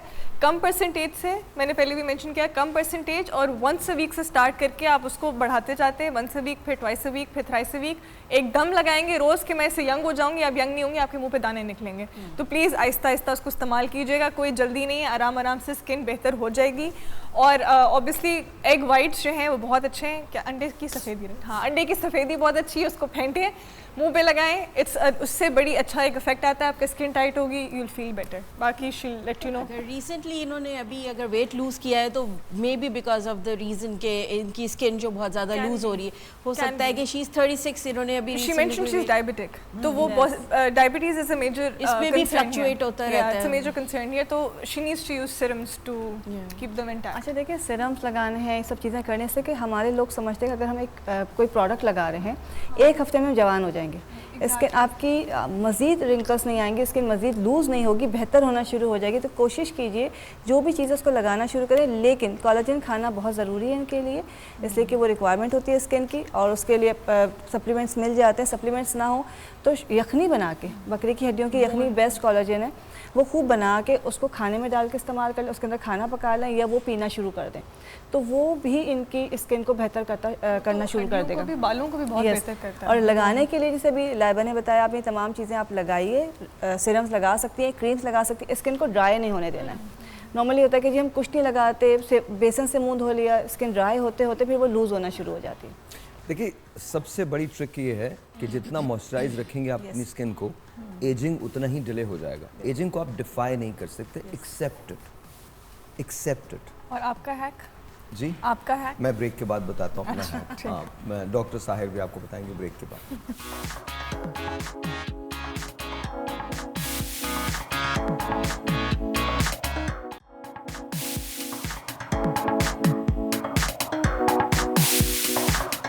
Alright ji, once again welcome back and बातें हो रही हैं जी स्किन केयर के बारे में, वेट लॉस के बारे में, रेमेडीज़ के बारे में, हैक्स के बारे में। और इस सब मैं हैक बता दूं। Alright, मैं जो करता हूँ वो आपको बता रहा हूँ। इन दिनों मैंने नया शुरू किया है। मैं थोड़ा सा ऑयल लेता हूँ रात को, आर्गन ऑयल, और उसको अपने चेहरे पे लगा लेता हूँ, यहाँ से लेकर यहाँ तक। चमक रहा होता हूँ मैं बिल्कुल, ऐसा लग रहा होता है कि मतलब आप मुझे देख के ना पॉलिश कर लो मेरे चेहरे पे। ऐसा चमक रहा होता हूँ मैं। कौन सा ऑयल? Argan oil. कोई भी, अच्छा मैं सरसों का भी लगा सकता हूँ, मेरे पे मत जाइएगा, मैं जेन्युइनली, हाँ मैं आपको बता रहा हूँ। आप हैक्स ना बताएं, इट्स फाइन। आर्गन ऑयल तक ठीक था, सरसों का ऑयल अगेन बुरा नहीं है लेकिन सबको सूट नहीं करता। देखिए सबको सूट नहीं करता, मैं आपको वैसे बता रहा हूँ, आर्गन ऑयल का बता रहा हूँ। तो आप वो ले लीजिए और वो आप रात को थोड़ा सा 2-3 कतरे आप उसके लगा के, वो यहाँ से लेकर यहाँ तक आप उसको लगा लीजिए। सुबह उठ के, प्लीज़ अंडरस्टैंड, सुबह उठ के आपने एक काम ज़रूर करना है, get about couple of ice, ऐसे इतने बड़े बड़े बर्फ़ जो होते हैं, और उसको 2 से 3 मिनट तक just apply on your face and leave it. Apply फ़ौरन कुछ नहीं करना, फ़ौरन अपना मुंह नहीं धोना, उसको थोड़ा सा नॉर्मल टेम्परेचर पे आने दें अपने चेहरे को। उसके बाद आपने उसको साफ़ किया। अगर आप कोई बहुत माइल्ड सा फेस वॉश लगाना चाहते हैं तो वो लगा लीजिए, वरना ज़रूरत नहीं है। लेकिन फेस वॉश मैं चूँकि मुझे आदत है क्लीननेस की, तो मैं लगाता हूँ। लेकिन कम से कम अपने 5 मिनट तक अपने फेस को रेस्ट देना है, और जैसे ही आप वो लगाएं तो उसके बाद आपने मॉइस्चराइज ज़रूर करना है, ज़रूर करना है। कोई किसी भी चीज़ से मॉइस्चराइज ज़रूर कर लें। देखें, याद रखिएगा, जितनी जल्द आपकी मॉइस्चराइज होगी उतना ज़्यादा आपकी एजिंग में डिले आएगा। एजिंग को आप डिफाई कभी नहीं कर सकते, you will never be able to defy ageing, at least now. 2029 में कहा जा रहा है कि एक पिल आएगी जो आपको 30 साल पीछे ले जाएगी, बट येट यू नो कौन very proud of you. Why? Because ये मॉइस्चराइजिंग पे इतना एम्फसाइज आप पहले नहीं करते थे when I came to the show. तो आप कहते थे अच्छा इतना ज़रूरी है, I don't do any of this, मैं तो सिर्फ मुंह धोता हूँ 5 क्या 5 in 1 से और मैं आ जाता हूँ। अभी तो फेस वॉश भी मेंशन किया आपने, मॉइस्चराइजर भी मेंशन किया। मैंने मेंशन किया, ये नहीं कि मैं कर रहा हूँ। हाँ मतलब आई थॉट कि ये सब हो गया है। नहीं, ये सब नहीं हुआ है। मैं खुद कह रहा हूँ, मेरी किसी भी चीज़ को फॉलो मत कीजिएगा। I can be up for 5 nights straight and I can still be function, so please make sure मुझे फॉलो। लेकिन हाँ, मैंने मॉइस्चराइज करना शुरू किया है, मैंने लगाना शुरू किया है, एंड मैंने thank you. Sunblock of course, sunblock नहीं, अभी सनब्लॉक पे नहीं आया हूँ मैं, अभी सनब्लॉक पे। आपका सनब्लॉक खुद बहुत अच्छा है। हाँ, और मैं बता रहा हूँ, यस हमारा सनब्लॉक दुनिया में सबसे अच्छा है। यस दुनिया में सबसे अच्छा, आप लोग को हंसना हंस लो, बट दुनिया में सबसे अच्छा मेरा सनब्लॉक है। अच्छा ठीक है, let's take a phone call. अस्सलाम वालेकुम। अस्सलाम वालेकुम। वालेकुम अस्सलाम। क्या हाल है साहिब भाई, ठीक है आप? बहुत अच्छा, आप बताएं आप कैसी हैं? अल्लाह का शुक्र है साहिब भाई, मुझे बड़ी खुशी हो रही है, मेरी कॉल मिल गई है। मुझे भी बहुत खुशी हो रही है कि आपकी कॉल मिल गई। बताइए। मेरी तो फिंगर थक गई थी, मैंने कहा आज मिला के छोड़नी है, जो मर्जी हो जाए। I know. अच्छा ये बताइए कि क्या कहना चाहती हैं आप? मेरी ना ये आइस के नीचे ना झुर्रियाँ हैं, तो वो स्माइल करूँ या ना करूँ, बड़ी नुमायाँ होती हैं। आइस के नीचे आपकी झुर्रियाँ हैं? हाँ जी, एज भी नहीं इतनी 45 है, लेकिन झुर्रियाँ स्माइल करने के बगैर भी बहुत ज्यादा है। ओके, तो इसका कोई हाल बता वो मेरा दीजिए। आपने बताना है हाल। किसने बताना है? आपने। पहले इन लोगों से तो सुन ले। नहीं, अब आप ही बताइए। नो प्लीज, नहीं, इन लोगों से सुनिए, फिर मैं बता देता हूँ। इन लोगों से सुनिए, पहले सुनिए जी। चलिए ठीक है, आप बताएं। सबसे पहले कि ज़ाहिर सी एज 45 हो गई है, आपको कोलेजन इस्तेमाल करना है। आपको 45 से पहले भी थी ये तो, अब तो Okay. पहले तो स्माइल करने से आती थी, लेकिन अब स्माइल के बगैर भी आ जाती है। चलें ठीक है, अब आप ऐसा कीजिए कि आप जो है हाइलोनिक एसिड लगाना शुरू कीजिए। विटामिन ई ऑयल, थोड़ा सा विटामिन ई ऑयल लीजिए, उसमें एलोवेरा जेल मिलाइए, थोड़ा सा इसको बना के रख लीजिए। रात को सोते वक्त आपने अच्छी तरह से अराउंड आई मसाज करना है इसका, और उसके बाद छोड़ देंगे आप। एक्सेस जो ऑयल होगा उसको साफ़ कर दें, और सुबह उठ के अपना जो है फेस वॉश करने के बाद आपने लाजमी उसके ऊपर आई सीरम्स आते हैं, आई क्रीम्स आती हैं, और कुछ भी नहीं है तो नारियल का तेल ज़रा सा लगाना है। उस जगह को आप ड्राई नहीं छोड़ेंगे। बाकी ट्रीटमेंट्स होते हैं, प्रोसीजर्स होते हैं, वो भी आप करवा सकते हैं, लेकिन जो भी बात होती है कि मॉइस्चराइज़र लगाना बहुत ज़रूरी है, बहुत ज़्यादा ज़रूरी है। और मोस्टली देखिए अंडर अराउंड आई की स्किन बहुत डेलिकेट होती है, तो जल्दी पतली होती है और रिंकल्स आना शुरू हो जाती है।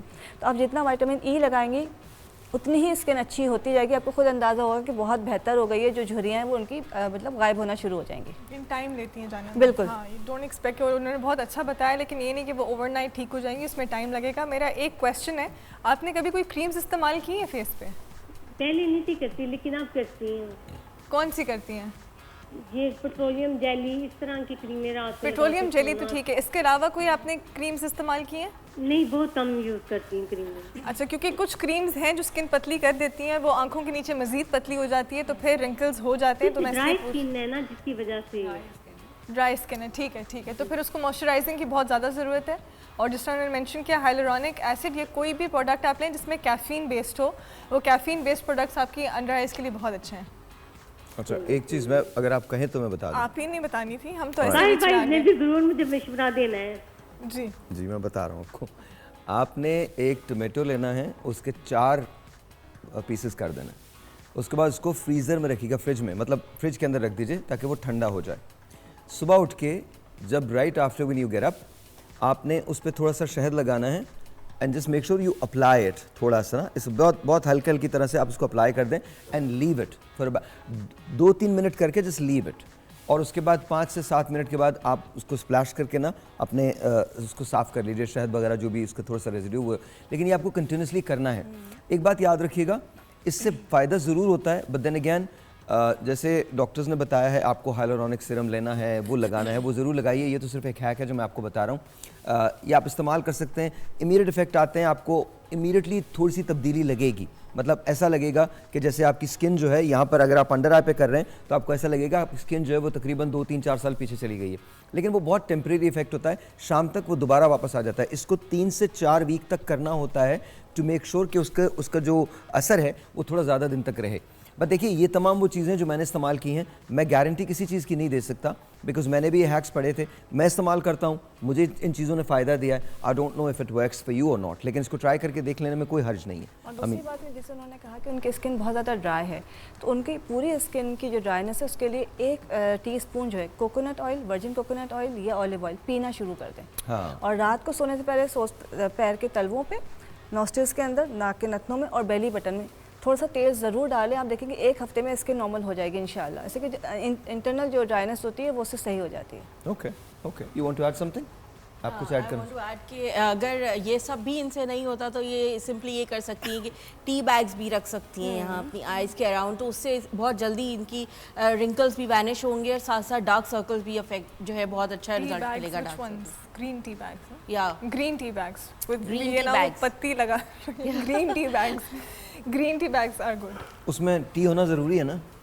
ग्रीन टी बैग में Green तो tea that's what I'm bags saying, जो नहीं होते हैं वो मेरे जैसा कोई सुन रहा हो बोलेगा तभी मैंने टी उनसे बैग कहा रखने। कि ग्रीन टी बैग्स जो है ग्रीन वो टी आप बैग्स, और वो बिल्कुल गरम गरम ना आप रख दीजिएगा प्लीज, थोड़ा रूम टेम्परेचर जब हो Room जाए तो temperature फिर पे आप आने के बट बाद वो तो चाय बनाने के बाद जब आप निकालेंगे उसको आप थोड़ी सेव देर के लिए कर लें, रखें and हाँ then सेव कर लें apply. And then you Yeah, apply yeah, that. वैसे तो क्यूकम्बर भी कहते हैं कि क्यूकम्बर रखने से भी चीज़ें ठीक हो जाती आई हैं। थिंक वो Cucumber हाइड्रेट जो है करता वो है, हाइड्रेशन वो प्रोवाइड hydration करेगा। करता है, it टी doesn't, बैग्स का ये बेनिफिट है कि टी चाय के अंदर लाइक उसमें जो है वो कैफीन भी आ जाता है, वो सब होता है ना, तो वो बहुत हेल्पफुल होता है रिंकल्स को वैनिश करने में और डार्क सर्कल्स को भी ख़त्म करने में। ऑलराइट तो देखिए, बात हम कर ही रहे हैं, बट अगैन ये तमाम रेमेडीज सिर्फ उस वक्त काम करेंगी जब आप इसके लिए काम करेंगे। आपकी हेल्थ आप पे मुनसर करती है, अगर आप उसकी हिफाजत नहीं करेंगे।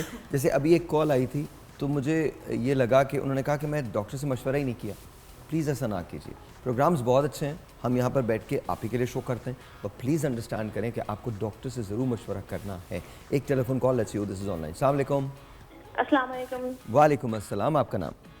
माय नेम इज़ मरियम और मैं कराची से बात कर रही हूँ। जी मरियम। ये फर्स्ट टाइम मैं आपका शो देख रही हूँ एंड माशाल्लाह से the way you have captured your audience through this health and care topic is highly appreciated. Thank you. Because nobody does it what you do.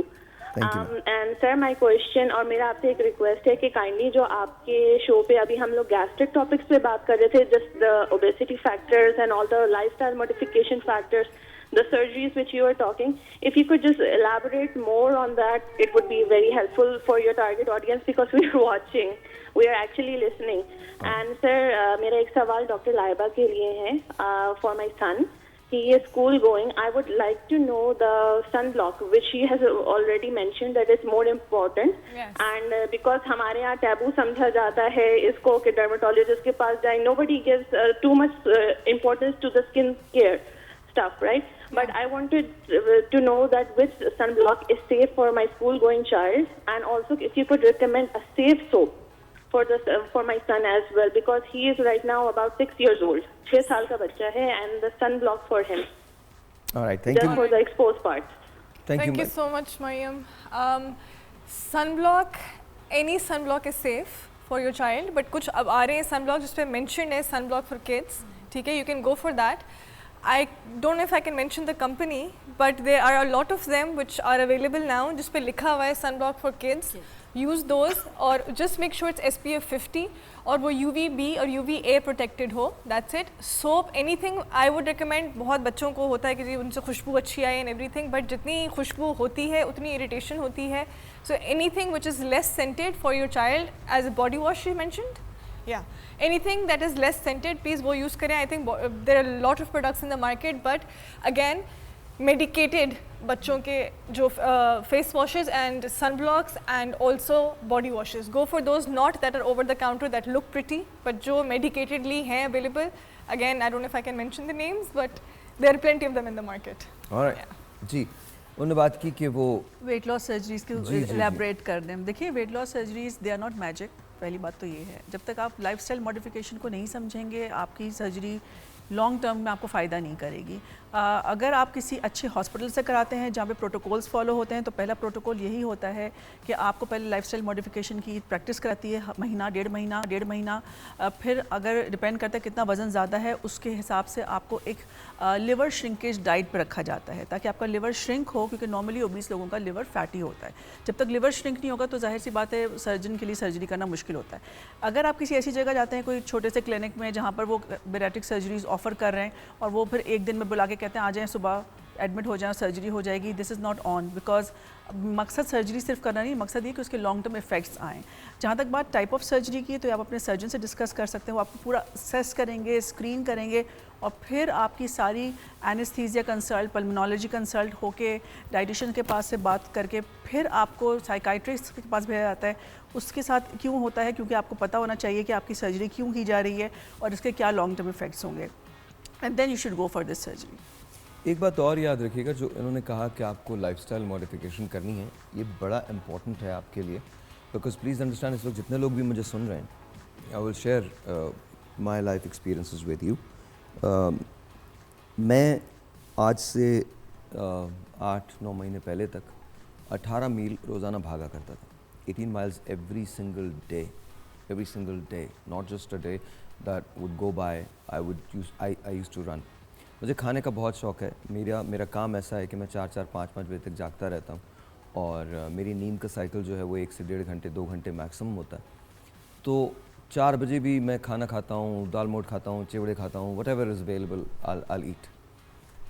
Coffee बहुत पीता हूँ, चाय बहुत पीता हूँ, बिस्किट्स बहुत खाता हूँ, चिप्स बहुत खाता हूँ, ये सारी चीज़ें लेता हूँ. फिर इन तमाम चीज़ों को एक हॉल्ट लगा 4 नवंबर 2023 को. And I was rush to the hospital और मेरे लिए एवरीथिंग जस्ट स्विच्ड. एंड अब मैं भाग नहीं सकता, मतलब अब आई कैन नॉट रन. अभी तक मैं नहीं उस पर दोबारा वापस जा सका और मैं वो सारी की सारी चीज़ें बेतहाशा मिस करता हूँ. तो मैंने ना अपने डॉक्टर से पूछा, मैंने कहा यार मुझे ये बताओ कि ये मतलब मेरे भागने का फ़ायदा क्या हुआ, इतनी एक्सरसाइज का फ़ायदा क्या हुआ. ही स्माइल्ड एंड ही गोज़, उसी का फ़ायदा हुआ, उसके अलावा किसी का फ़ायदा नहीं हुआ. Because you were so super fit that you could survive this. Of course it's Allah's miracle, but you were so super fit that you could survive this. So please understand, अपनी सेहत के साथ मत खेलें. ये जो डॉक्टर साहब बता रही हैं बहुत अच्छी बात है, लेकिन इसके साइड इफ़ेक्ट्स आपको नहीं पता, बेतहाशा होते हैं. पोर्शन कंट्रोल पे जाएं, इंटरमिटेंट फास्टिंग पे जाएं, रनिंग करें, वॉकिंग करें. और एक बात याद रखिएगा, सिर्फ हम चहलकदमी करते हैं ना, कभी काम नहीं करेगी. चहलकदमी ये सोच के करें, फोकस्ड माइंड के साथ करें कि आपका वेट लूज़ होगा, तब आपका वेट लूज़ होगा. ब्रेक लेते हैं.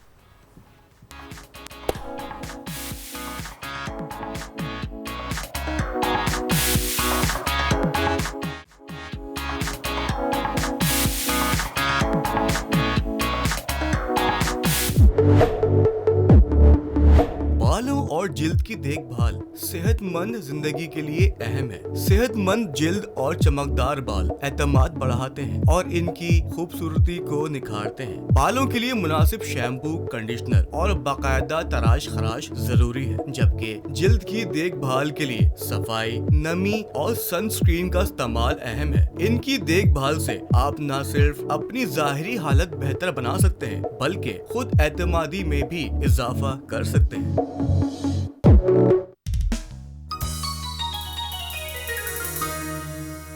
गैरों पे करम, अपनों पे सितम,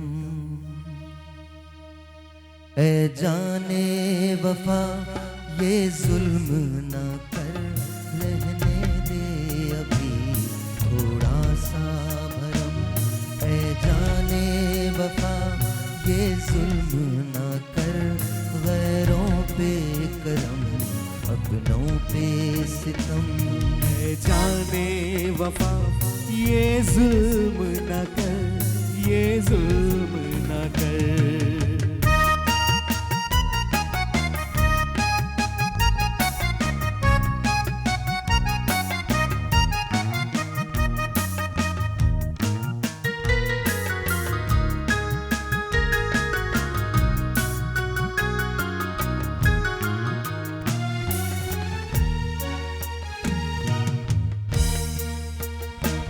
हम चाहने वाले हैं तेरे, यूं हमको जलाना ठीक नहीं।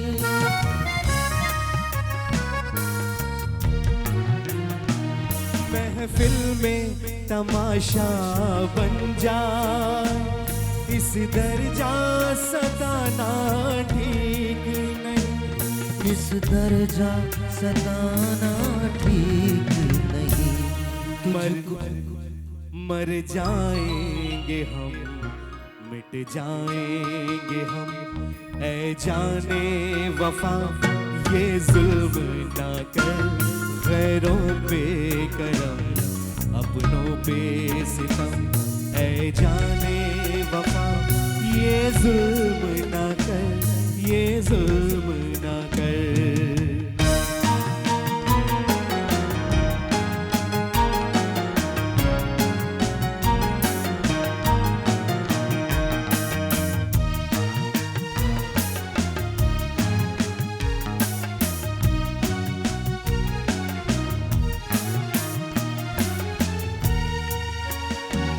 गैरों के थिरकते शाने पर ये हाथ गवारा कैसे करे।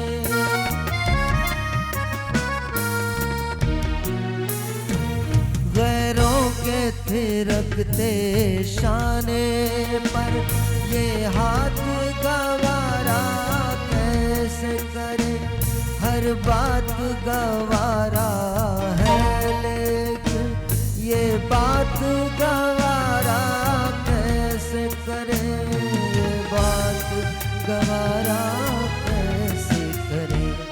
तुझको तेरी बेदर्दी की कसम, ए जाने वफा ये जुल्म ना कर। तुझको तेरी बेदर्दी की कसम, ऐ जाने वफा ये जुल्म ना कर।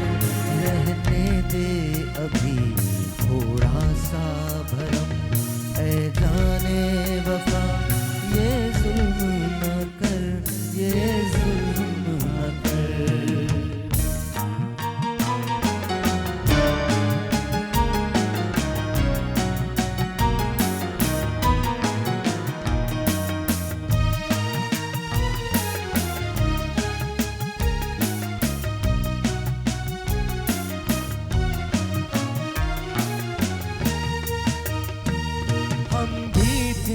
तेरे मंजूरे नजर, जी चाहा तो अब इकरार करो।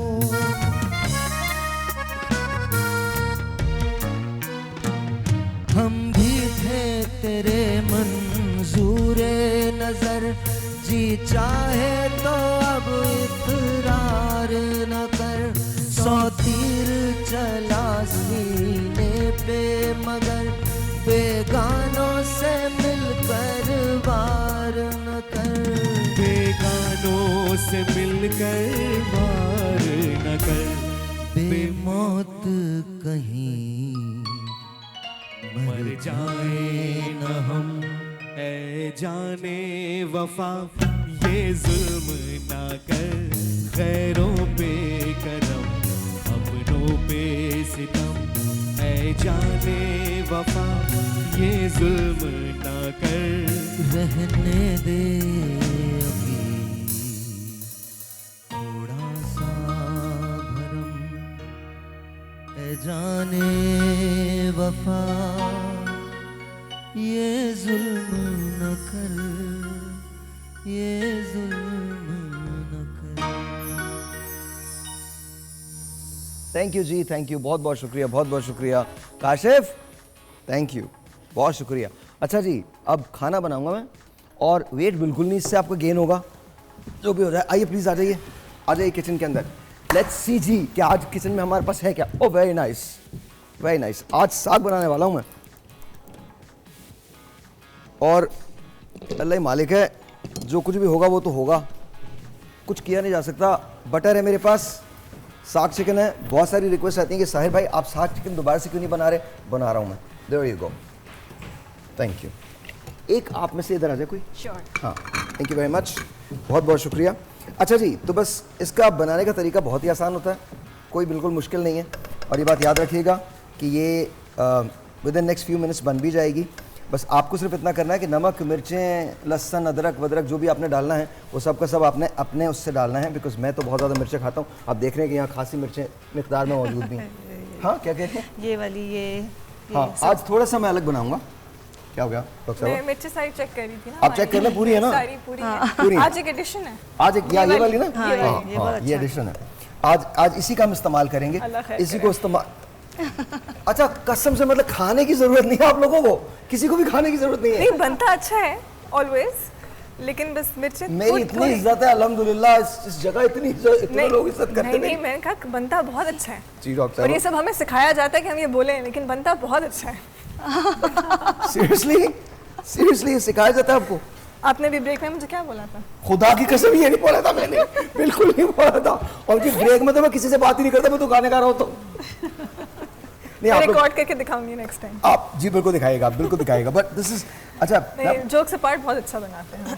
मिर्चें थोड़ी ज़्यादा होती हैं बट अच्छा बनाते हैं। ओके जी, तो मैंने ये बटर जो है इसको मेल्ट कर दिया है इसके अंदर, और बटर की मेल्टिंग के बाद आज मैं थोड़ा सा इसको डिफरेंट कर रहा हूँ। मैं इसके अंदर थोड़ी सी प्याज ज़रूर पहले ही डाल रहा हूँ, थैंक यू। और प्याज डालने के बाद मैं इसके अंदर ग्रीन चिलीज़ डालूँगा।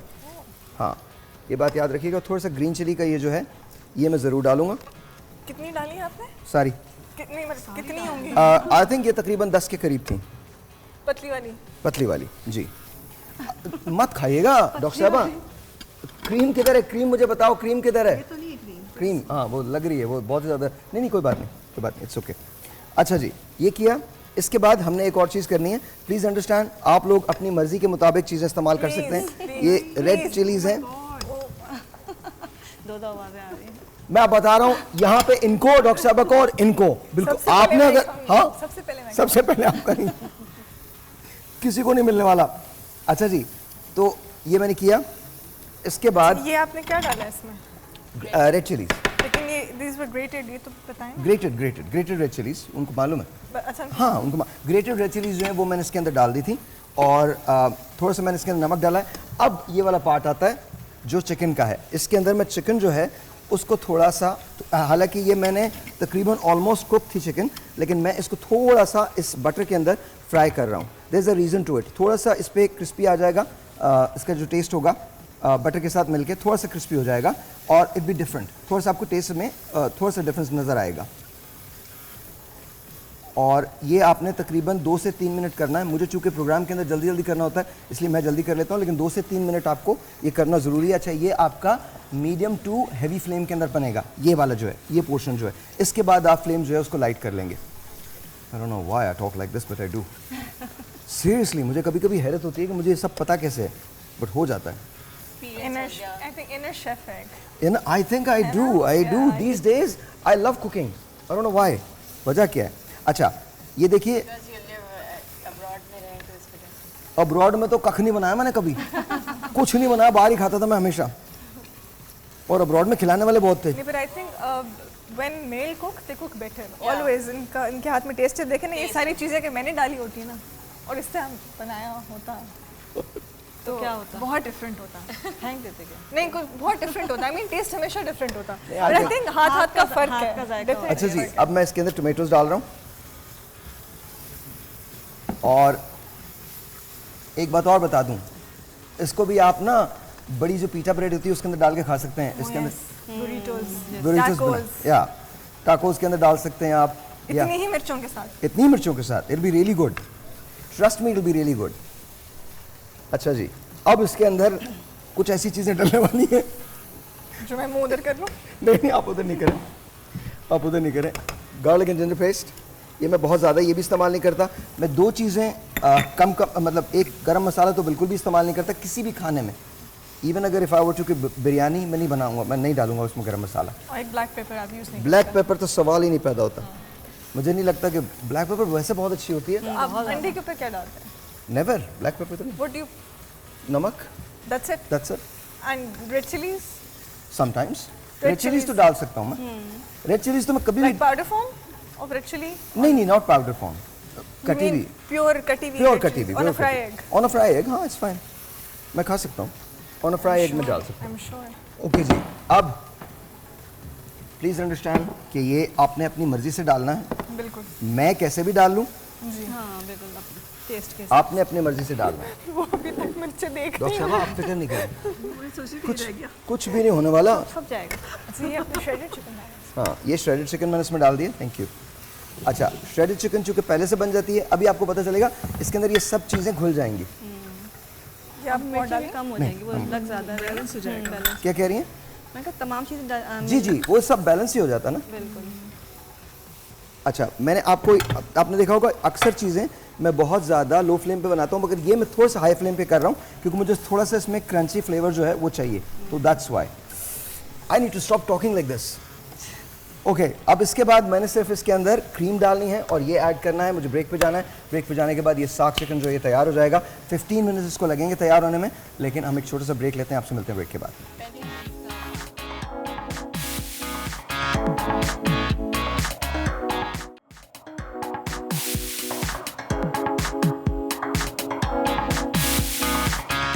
ऑलराइट जी, वंस अगेन वेलकम बैक। हम वेट की बात कर रहे हैं, हमने स्किन की बात की है, अब आते हैं बालों की तरफ। बाल कितने इंपॉर्टेंट होते हैं आपके लिए, और क्या आपके बालों का गिरना किसी ख़ास वजह से होता है? क्या उसमें कोई ऐसी डेफिशिएंसी होती है आपके फूड में जिसकी वजह से आपके बाल गिरते हैं, या हेरिडिटरी होता है यानी मौरूसियत से, विरासत से आपको मिलता है? तो let's talk to you.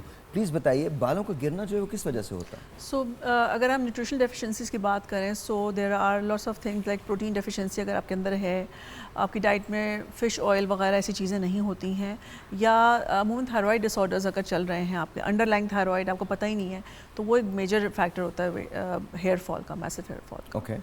Okay, तो अच्छा, तो क्या मरूसियत भी होती है इसमें काम करती है? जेनेटिक्स भी हो सकता है बिल्कुल, लेकिन ज़्यादातर nutritional deficiencies major role play कर रही होती हैं। यानी अगर कोई बैलेंस डाइट नहीं है, आप नट्स नहीं खाते हैं जिससे आपको बहुत अच्छा बायोटिन मिल जाता है, बहुत अच्छा आपको विटामिन ई मिल जाता है, ये सब छोटे छोटे माइक्रो न्यूट्रिएंट्स होते हैं जिनका बॉडी में हम सब आजकल वैसे ही नट्स हुए में, क्या नट्स खाएंगे?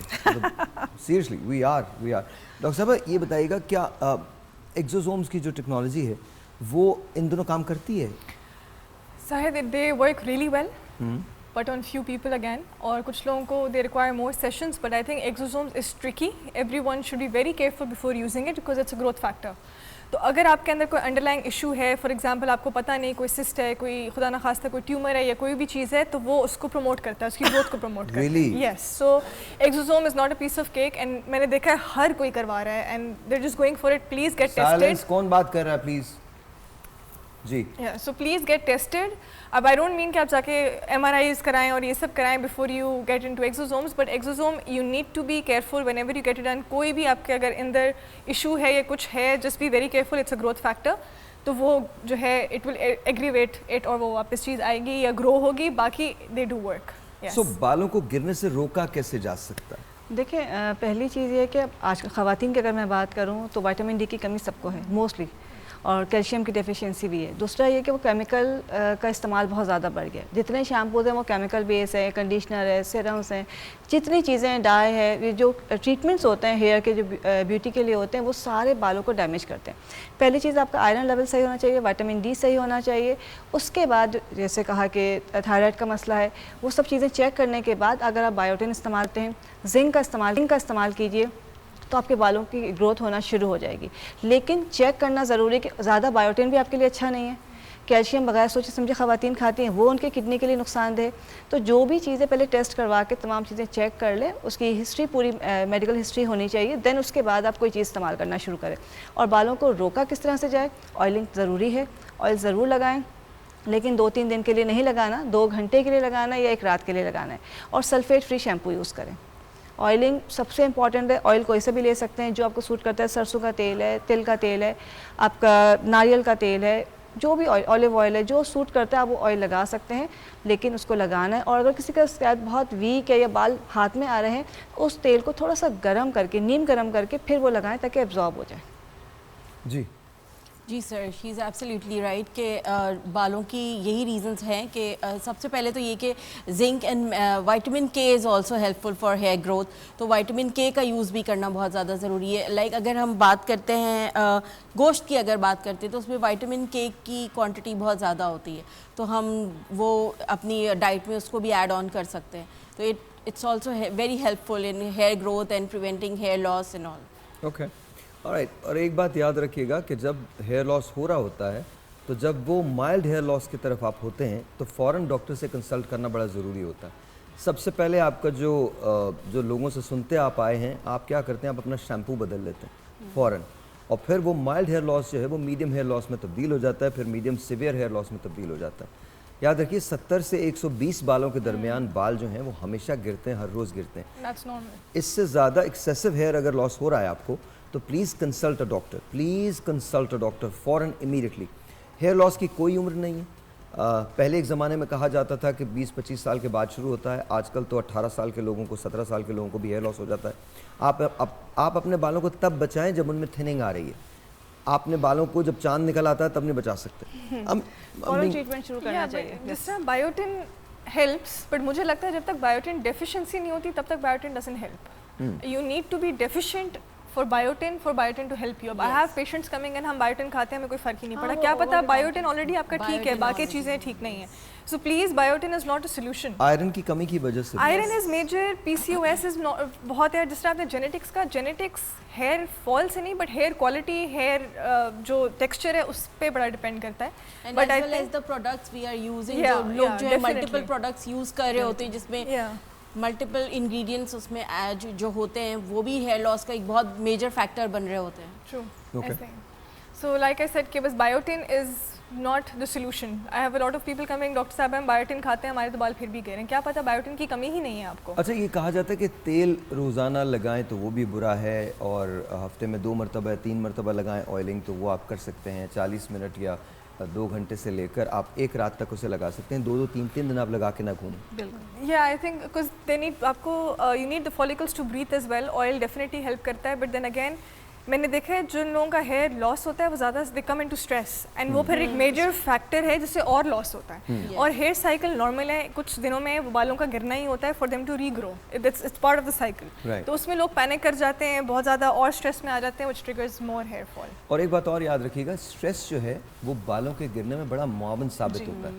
याद रखें, मैं हमेशा एक बात कहता हूँ, रेडियो पे अक्सर कहता हूँ, अगर आप यहाँ इस जगह नाखुश हैं ना, तो दुनिया में आप किसी भी जगह चले जाएं, आप नाखुश ही होंगे।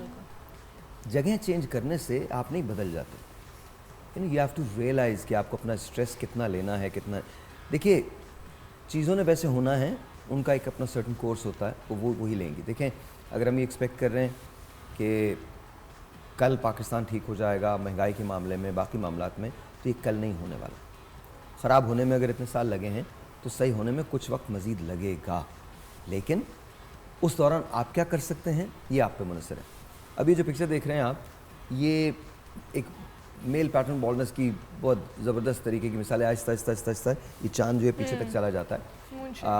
प्लीज़ अंडरस्टैंड कि जिस वक्त ये शुरू होता है उस वक्त ही अगर उसको काबू कर लिया जाए तो बहुत अच्छा है। जी, इसमें अभी जो 2 पिक्चर्स आई हैं, एक में एक पैच बना हुआ था बालों का, ठीक है, वो हेयर लॉस नहीं है, बाल खो रहा है वो, या वो दैट इज एलोपेशिया। वो एक ऑटो इम्यून डिजीज है जिसमें आपके हेयर फॉलिकल्स खुद ही आपकी बॉडी उनको अटैक करती है और बाल वहाँ से ख़त्म होते हैं। उसके लिए एंड्रोजेनिक एलोपेशिया। हाँ, तो उसके लिए इट्स वेरी वेरी इंपॉर्टेंट कि उसका ट्रीटमेंट किया जाए, बिकॉज वो स्प्रेड भी होता है और वहाँ पे बाल वापस आना बड़े मुश्किल होते हैं। तो वो उसके लिए ट्रीटमेंट ज़रूरी है, वो डॉक्टर के पास जाना ज़रूरी है, स्टेरॉइड्स इंजेक्ट होते हैं, उससे बेहतर होता है। अब तो काफ़ी खैर और भी ट्रीटमेंट्स आ गई हैं, बात कर रही हैं आप, ये वाली एग्जैक्टली। तो ये हेयर थिनिंग नहीं होगी, दिस इज़ काफ़ी, आप देखेंगे आपके पैचेस बाल जब आप थोड़ा खोलते हैं तो बीच में even for specially for male I seen it's more common, क्योंकि बियर्ड एरिया में एक स्पेसिफिक जगह पे बाल नहीं उगते और सर पे जो है काफ़ी जगहों पे स्पेसेस बनी होती हैं जहाँ बिल्कुल कोई बाल नहीं होता, दैट इज एलोपेशिया। उसको ट्रीट करना जरूरी है, वो हेयर थिनिंग नहीं है। अच्छा, और दूसरी बात ये, कुछ लोग आपको मिलेंगे जो आपको बोलेंगे आप फिनेस्ट्रॉइड्स ले लीजिए, जैसे आप उसके नेचुरल ले सकते हैं, सौ पैलोमेटो जिससे फिनेस्ट्रॉइड ड्राइव होती है आप वो ले सकते हैं। इशूज़ कहाँ होता है, आप किसी भी लेट्स से कि एक चीज़, मैं 2 नाम लेता हूँ मेडिसिन के, प्रोस्कार है या प्रोपेशिया है, दोनों आप ले सकते हैं। प्रोस्कार जो है वो आप प्रोस्टेट के लिए इस्तेमाल करते हैं, और प्रोपेशिया की जो इब्तिदा हुई है वो इस वजह से हुई है बिकॉज प्रोस्कार जो लोग ले रहे थे उन्होंने बालों की एक ग्रोथ देखी थी, तो उसके बाद लोगों ने कहा कि जी ठीक है, तो मर्क एक कंपनी है, उसने फिर इसका 1 mg करके प्रोपेशिया बना दिया और अब वो पूरी दुनिया के अंदर कॉमन है, फिनेस्ट्रॉइड के तौर पर आप इस्तेमाल करते हैं। बट ये बात याद रखिएगा, एक बार अगर आप उन टैबलेट्स पर चले जाते हैं तो फिर आपको सारी ज़िंदगी वो टैबलेट्स लेनी है।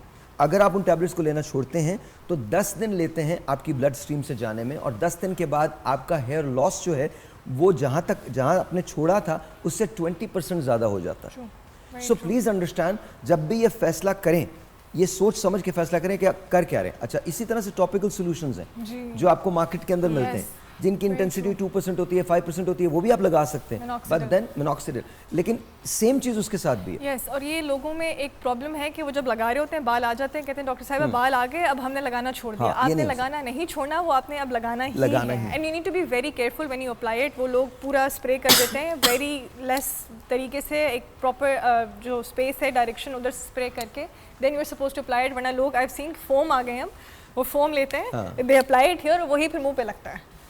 या ट्रस्ट मी, वो कहते हैं हमने बॉदर ही नहीं किया, मुंह पे लगता है। अब डॉक्टर साहिबा यहाँ थोड़े से बाल आना शुरू हो गए हैं, समझ नहीं आ रही क्यों सर पे नहीं आ रहे, मुंह पे आ रहे हैं। This is a common problem. जहाँ लगाने की चीजें वहीं लगाइए। अस्सलाम वालेकुम जी, एक telephone call, let's see this is online. अस्सलाम वालेकुम। वालेकुम अस्सलाम सर। जी, आपका नाम? मोहम्मद जुबैर सर, मैं मुल्तान से बात कर रहा हूँ। कैसे जुबैर भाई, ठीक हैं?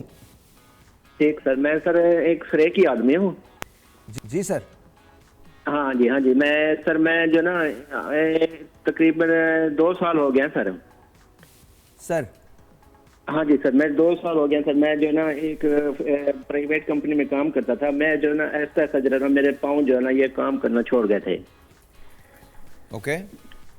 अच्छा सर, फिर उसके बाद जो है ना ये काम करना छोड़ गया सर। ऐसा तो मैंने डॉक्टर से रब्ता किया तो उन्होंने कहा मैं तो कोई बाल लगवा, मैं तो कोई बाल टीके लगवाया, उसके बाद फिर भी ठीक नहीं हुआ। फिर मैं निश्तर गया, निश्तर में जो है ना मैं चेक करवाया, फिर उसके बाद जो ना मैं वो CM से वो उन्होंने एक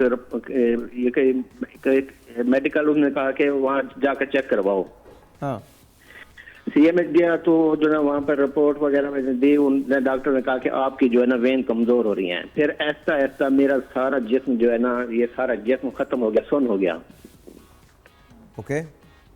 हाँ जी सर, सारा जिस्म जो है ना मेरा खत्म हो गया था, सुन्न हो गया था। फिर मैं तकरीबन जो है ना ये 5-6 महीने मैं बेड पर जो है ना लेटा रहा। बिल्कुल जो है ना मैं ना मेरे हाथ काम करते थे ना पाँव काम करते थे, बिल्कुल कुछ भी चीज काम नहीं करती थी। ओके। सिर्फ बोलता था बस। अच्छा सर, बाद में ऐसा सर जो है ना ये जो है ना ठीक होना शुरू हो गया, जो है ना ये सुन्न खत्म होना शुरू हो गई। ओके। हाँ, अब सर जो है ना मेरे जो है ना पाँव सुन्न है बिल्कुल, मैं कोई काम नहीं कर सकता बिल्कुल। जहाँ भी कोई नौकरी वगैरह यकीन कि जाऊँ प्राइवेट ये वो उनको बिल्कुल काम नहीं कर सकता। पाँव जो है ना ये मेरे जो अब सुन्न है ये खड़ गए हैं यहाँ पर। आपने किसी डॉक्टर को दिखाया है? आई नो कि आपने कहा आप निश्तर गए थे, बट आपने किसी डॉक्टर को दिखाया है? हाँ जी, डॉक्टर को दिखाया है। डॉक्टर ने निश्तर वालों ने इलाज किया फिर।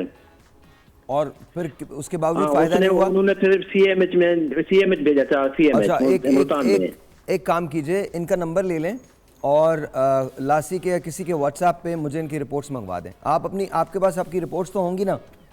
जी, रिपोर्टें सारी हैं सर, मैं निस्तर वाली रिपोर्टें और सीएमएच की रिपोर्टें सारी हैं सर। हाँ, अच्छा, डॉक्टर साहब आप वो कितनी पुरानी है रिपोर्ट्स आपके पास जो है? हाँ, ये जो है ना तकरीबन 1.5 साल हो गया है। तो आपके वो रिपीट होंगे। अच्छा, आपको किसी मशीन में डाल के कोई आपकी प्रॉपर स्क्रीनिंग हुई थी? MRI हुआ, कोई सारी चीज़ें हुई आपकी? नहीं, वो जो मैं सीएमएच गया था ना जी, तो उन्होंने चेक किया था, ये जो ना मेरे पाँव पर ये मशीनें लगाई थी, वो करंट लगता था थोड़ा सा। न्यूरो चेक किया तो किसी मशीन में डाल के आपको कोई स्क्रीनिंग नहीं की गई किसी? नहीं, वो नहीं की थी। अच्छा, ठीक है, तो वो बस ठीक है आपको। हाँ, ये प्लाज्मा जो है ना, उन्होंने कहा कि प्लाज्मा लगेंगे आपको। एक प्लाज्मा लगा, उसके बाद जो है ना फिर रिएक्शन हो गया। अच्छा, आपको डायबिटीज है, शुगर है, ब्लड प्रेशर, शुगर? नहीं, शुगर नहीं है।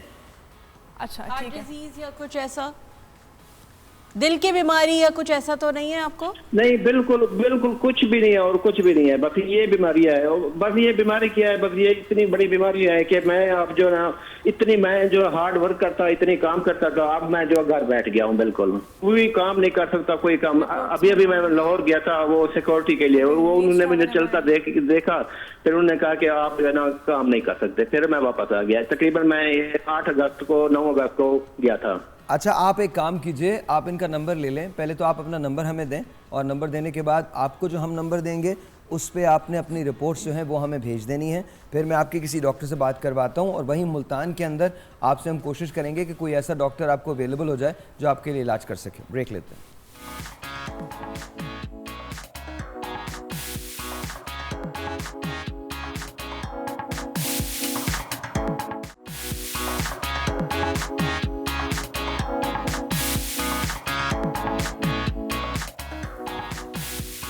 Alright ji, once again welcome back and we're talking about कि जी हमने किस तरह से अपनी सेहत की जो है वो हिफाजत करनी है। हमने बालों के गिरने के बारे में बात की। अब बालों को अगर रोकना है तो वो किस तरह से रोकना है? नेचुरल कोई रेमेडी बताइए।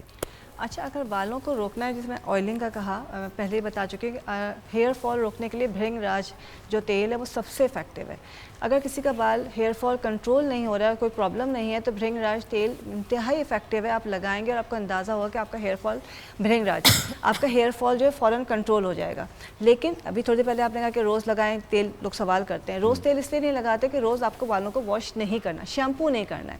तेल ना लगाने की वजह सिर्फ ये, हफ्ते में 2 बार या 3 बार तेल लगाएं। गीले बालों में कंघा नहीं करना है, बालों को बहुत ज़्यादा गर्म पानी से वॉश नहीं करना है, और थोड़ा सा जो लास्ट रिंस होता है उसमें थोड़ा सिरका डाल के वो लास्ट रिंस कीजिए कि इसका pH जो है एसिडिक होता है बालों का, तो वो नॉर्मल रहना चाहिए, मतलब एसिड साइड पे रहना चाहिए, तो उससे आपका हेयर फॉल कंट्रोल हो जाएगा।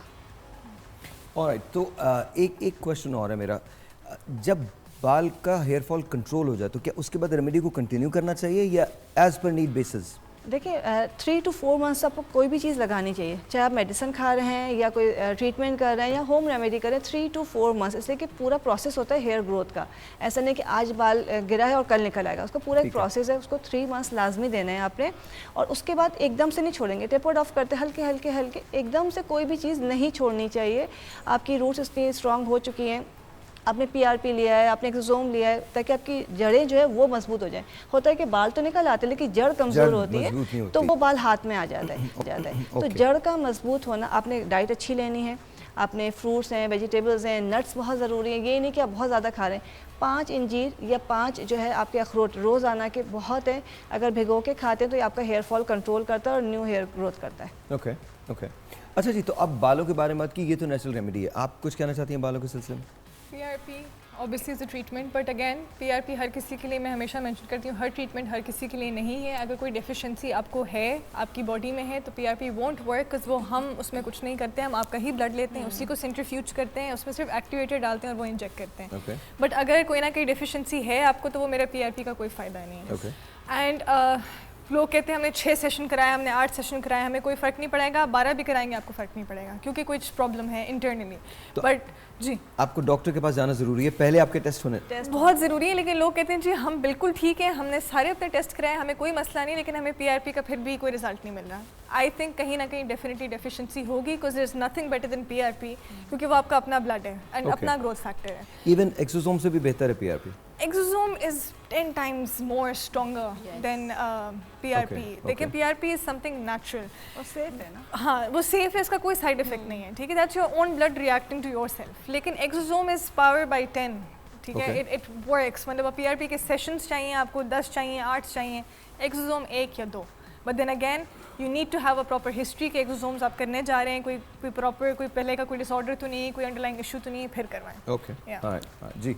एज़ यूजुअल जैसे मैं हमेशा बोलती हूँ कि डाइट का सबसे अच्छा होना बहुत ज़्यादा ज़रूरी है पहले तो। उसके बाद लाइक जैसे इन्होंने कहा कि PRP समहाउ ऐसा होता है कि 10 या 12 सेशंस भी ले ले तो नहीं रिज़ल्ट आते। उसका ये भी एक रीज़न हो सकता है कि जब आप कुछ इनटेक अच्छा नहीं कर रहे होते तो डेफिनेटली जो हमने आपका ब्लड ड्रॉ किया है उसमें आपका प्लाज्मा ही नहीं इतना स्ट्रॉन्ग बन रहा होता कि वो आपके बालों पे कुछ अच्छा वर्क करे। तो मेन चीज़ तो यही है कि whatever you eat it shows on your skin, it shows on your hair, everything. तो उसके बाद फिर अगर कोई थोड़ी बहुत अगर कमी आती है किसी चीज़ की तो वो हम प्रोसीजर्स से उसको ओवरकम कर रहे होते हैं। And second thing is that अगर कोई भी चीज़ क्रॉनिक है, आई मीन बहुत पहले से चली आ रही है कि जी 5 साल हो गए, 4 साल हो गए, बाल गिर रहे हैं, ख़त्म जो है बाल रुक ही नहीं रहे हैं, तो definitely it will take time. आप कोई भी प्रोसीजर करें या आप कोई भी मेडिकेशन करेंगे तो वो उस चीज़ को ओवरकम करने में वो टाइम लेगी। तो थोड़ा सा जो है वो सब्र भी बहुत ज़्यादा ज़रूरी है, क्योंकि क्लाइंट्स हमेशा आते हैं क्लिनिक में वो यही थोड़े इम्पेशेंट होते हैं कि वो एक सेशन लिया और आते ही बोलते हैं हमने सेशन ले लिया बट रिजल्ट नहीं आ रहा। थोड़ा इट विल टेक टाइम, उनको फिर समझाना पड़ता है कि नहीं क्रॉनिक मसला है, इसको जितना अंडरलाइंग इशू ना हो, yes, such as thyroid, PCOS, hormones, वो अगर है yes, और ऊपर हम ट्रीटमेंट किए जा रहे हैं, PRP करें, it's not going to work. तो underlying issue is very important to be solved. जी कुछ कहना चाहती हैं आप? मैं भी यही कहूँगी जो डॉक्टर लाइबा कह रही हैं कि अंडरलाइंग इश्यूज़ फीमेल्स में ज़्यादातर PCOS में जो एंड्रोजन्स बढ़ जाते हैं मेल हार्मोन्स, तो मुसलसल उससे हेयर फॉल हो रहा है। तो अपनी मेडिकेशंस प्रॉपर लें, एंडोक्रिनोलॉजिस्ट को दिखाते रहें, हार्मोन ट्रीटमेंट्स अपना कंटिन्यू रखें, and most commonly diet is the most important thing. और डाइट तो बहुत ज़रूरी है। लेकिन अब देखें जो PCOS के पेशेंट होते हैं उनको एक प्रॉब्लम हो जाती है जिसमें बाल बहुत ज़्यादा आने लगते हैं चिन एरिया पे या फिर यहाँ पे। तो ये भी मिसकंसेप्शन होता है कि डॉक्टर लाइबा मुंह पे तो बाल आ रहे हैं, सर से गिर रहे हैं, सर से गिर। That is yeah trust me, these people come up with these things के मुंह पे आ रहे हैं तो सर से गिर रहे हैं, but that is a problem, hormonal issue है, उसको एड्रेस करें, क्योंकि वो आपका जो मेल हार्मोन है वो बढ़ जाता है जिससे बाल आना शुरू होते हैं, तो उसका ट्रीटमेंट ज़रूरी है। अच्छा जी, टाइम आइए court room, yes court room, kitchen court room, let's see किसी क्या होता है। किचन कोर्ट रूम, हट जाइए, थैंक यू हारिस, हट जाइए, okay done. Alrighty then, let's see how it's going to be. और अगर ये गलत है आप इधर आ जाइए प्लीज। Alright जी, we'll see how it is. क्या हुआ मतलब? मैंने उनको कहा इधर आ जाए। ओके जहाँ भी रहें आप लोग खुश रहें। Alright जी, अब देखना ये है, हाँ अल्लाह ही मालिक है। जज हैं। जज, हाँ आज हमारे 4 जजेस हैं। नहीं एक ही बहुत है हम तो शौक से खा लेते हैं। अच्छा आप ये लीजिए, लाइबा जज, थैंक यू जी। ऑलराइट देन, अम्मा की मुसीबतों का एहसास होता है मुझे। मैं इतनी मुश्किल से क्या कह रही, ये बहुत है उसी में। यस, ऑलराइट, आई थिंक बहुत ज़्यादा है। हाँ, दोनों के लिए लाइए, this should be enough for both of us. This should be enough, okay. तो मैं एक उठा लूं क्या? उठा लें। लाइए, ये लो तुम उन लोगों को दे दो। सच सच बताना है आज, बिल्कुल जो कहूँगा सच कहूँगा, सच के सिवा कुछ नहीं कहूँगा। पराठे भी दे दे, हाँ पराठे भी ले लीजिए। अगर किसी ने भी बोला ना, नहीं you can say whatever you want. ये मज़े का है, मिर्च ज़्यादा है, मेरी तो मिर्चें ज़्यादा ही होती हैं हाई लेवल की है। और हमारे यहाँ बहुत हाई लेवल की होती है मिर्चें जी। इट्स ओके, कोई बात नहीं। नहीं, इट्स नाइस, अच्छा है, good, it's really good. Taste अच्छा है, टेस्ट नो डाउट बहुत अच्छा मिलके ना बहुत अच्छा। है, मिर्च नो डाउट है लेकिन अच्छा है। अब जैसा भी है ना बन गया है। नहीं it's really good. It's really good. हम लोग तो खा लेते हैं यार। नहीं, जोक से बात ज़्यादा नहीं, नहीं अच्छा है, है। मज़े का Yeah? टेस्ट है। जी मैं करूँगा अपनी टीम के साथ बाद में डेफिनेटली। अच्छा, सेहत के मामले में कोई टिप देना चाहती हैं आप? सेहत का नहीं, आप खा लें, खाते पे टिप दे दें, कोई मसला नहीं। कि अपनी डाइट बैलेंस रखें, क्विक फिक्सेस कहीं नहीं मिलते। एनर्जी जब इनटेक करेंगे तो उसको बर्न आउट करना पड़ेगा। तो अगर आप ज़्यादा खाना खाने के शौकीन हैं, हाई कैलोरी फूड खा रहे हैं, तो फिर उसको डेली 30 या 40 मिनट्स के ब्रिस्क वॉकिंग से बर्न करें। अच्छा, जैसे कहा सेहत के लिए वॉक या एक्सरसाइज बहुत ज़रूरी है। खा के बैठे रहना जो है ये आपकी सेहत के लिए नुकसानदेह। सिर्फ वज़न नहीं बढ़ता, वज़न कम भी हो जाता है, लेकिन अगर आप वॉक करते हैं, एक्सरसाइज करते हैं तो इंशाल्लाह आप एक अच्छी हेल्दी लाइफ गुजारेंगे, क्योंकि वॉक के टाइमिंग्स के हिसाब से बहुत सारे बेनिफिट्स हैं। तो आपने मिनिमम 30 मिनट्स की वॉक ज़रूर करनी है। बिल्कुल जी।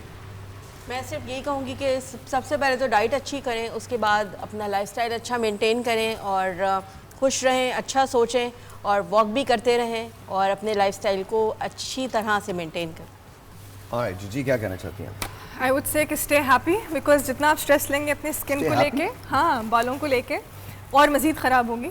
सो the more you stress out about it the worse it gets, तो keep it easy. Yes ma'am. Stay happy तो स्किन भी सही है, बाल भी सही है, सब कुछ सही है। आप लोगों को भी दे दूँ? जी यस। आप लोगों के लिए फ्राइज़ वगैरह लेके आऊँ? नहीं जी, मुझे बता दीजिए। मतलब मेहमान नवाजी कर रहे हैं ना। जी मैं बिल्कुल मैं मेहमान नवाजियाँ करते रह जाता हूँ बस। अच्छा, तो बेसिकली आज हमने सेहत के बारे में बात की, हमने स्किन के बारे में बात की, हमने बात की आपके बालों के बारे में, हमने बात की आपके वेट के बारे में। अच्छा, ये जो फूड है जो हम बना रहे हैं, खा रहे हैं, प्लीज़ अंडरस्टैंड दिस कि ये इसके लिए हम पैदा नहीं हुए हैं। हम खाएं इसलिए बिकॉज हम ज़िंदा रह सकें। ज़िंदा रहने के लिए मतलब ना खाएं कि बस ज़िंदगी का मकसद ही आपने एक बना लिया है कि हमने खाना ही है। प्लीज़ मेक श्योर करें कि जब हम वेट लॉस की बात करते हैं तो यहाँ से वो जगह है जहाँ से हर चीज़ शुरू होती है, बिल्कुल इसी जगह से। यहाँ आपने इंटरमिटेंट फास्टिंग पे जाना है, जाना ही जाना है। हेयर एंड देयर अगर आप महीने में 10 दिन इंटरमिटेंट फास्टिंग कर लेते हैं तो आई थिंक आप थोड़ा सा बैलेंस कर सकेंगे। You can go back and fourth really. 30 दिन अगर आप नहीं करना चाहते तो ना कीजिए, लेकिन आप 5, 7, 8, 10 दिन ऐसे ब्रेक्स दीजिए जहाँ पर आपका सिस्टम जो है वो क्लेंस हो सके। मैं राइट हो रहा हूँ? तो आप लोगों में से कौन कौन करता है इंटरमिटेंट? आप करती हैं, आप तो करती हैं हमेशा से, आप भी करती हैं, आप भी करती हैं, आप तो करती हैं, आप करती हैं, आप नहीं करती, क्यों, वजह क्या? सर बस टाइम नहीं मिलता। इंटरमिटेंट का टाइम नहीं मिलता, या होती नहीं है, होती नहीं है और टाइम भी नहीं मिलता। थोड़ा सा बस एक एवरेज टाइम रखें, नॉट एक्सीड, तो 18 घंटे भी नहीं रखें। एक 14 आवर्स फास्ट इजीली मैनेज हो सकता है, वो आप 18 घंटे क्यों नहीं रखे? अच्छा, उसमें because sometimes you are unable to take up the calories according to your. नहीं डॉक्टर साहब, आप 22 घंटे भी कर सकती हैं, आपका नहीं बात करें, हम नॉर्मल लोगों की बात करें, हमारे जैसे लोग जो हैं, मतलब हम लोग मतलब जी आप कर सकते हैं। आपको तो रीजंस भी हैं, आपके रीजंस है अभी आने वाला वो रीजन कब है? 11th ना? 11th 12th 13th। There you go. सब इनवाइटेड है ना आप डेट्स में? नो, अपने ये लोग अंदर भी नहीं घुसाएंगे, बता रहा हूं मैं। जिसको इनविटेशन आएगा सिर्फ वही जाएगा, मतलब I don't think no. But एक बात याद रखिएगा, at the end of the day सेहत आपकी है तो ये आप ही की जिम्मेदारी है। एक चीज़ के बारे में मैं आपसे भी रिक्वेस्ट करना चाहता हूँ और जितने लोग हैं इनसे भी कहता हूँ कि ये भी अपने जो सोशल मीडिया हैंडल उस पर लिखें, अपने पेरेंट्स के पीरियोडिक टेस्ट ज़रूर करवाइए। जब वो एक ओल्डर एज में दाखिल हो जाते हैं, एक ऐसी एज में दाखिल हो जाते हैं जहाँ फंक्शनैलिटी बहुत ज़्यादा प्रॉब्लम कर सकती है, तो प्लीज़ अंडरस्टैंड कि उनके वो टेस्ट करवाने बहुत ज़रूरी हैं। प्लस जब आप उनके टेस्ट करवाने जाएँ तो ये सोचिए कि अगर इनके मैं टेस्ट करवा रहा हूँ तो साथ साथ मैं अपने भी टेस्ट करवाना शुरू कर दूँ। सो आपको हर 6 माह में अपने ये टेस्ट करवाने बहुत ज़्यादा ज़रूरी हैं, बहुत ज़्यादा ज़रूरी हैं आपके लिए, बिकॉज़ कुछ भी हो सकता है। मुझे 4 साल से ब्लड प्रेशर था and I did not know about it, I did not know about it. मेरा जब उन्होंने EKG को टाइप होता है जिसके अंदर आपके वेंट्रिकल्स नज़र आते हैं, तो मेरा जब लेफ्ट वेंट्रिकल उन्होंने देखा है तो वो इतना ओवर साइज था कि वो सर पकड़ के बैठ गए थे। उन्होंने कहा यार व्हाट इज़ दिस? तो इसका मतलब है कि उस साइड ने बहुत ज़्यादा वर्क किया है। So please understand. Despite you running. Despite me running. तो please understand. आपको अपने टेस्ट करवाने बहुत ज़रूरी है. Thank you guys, बहुत बहुत शुक्रिया. कल मिलेंगे, तब तक के लिए खुदा हाफिज़.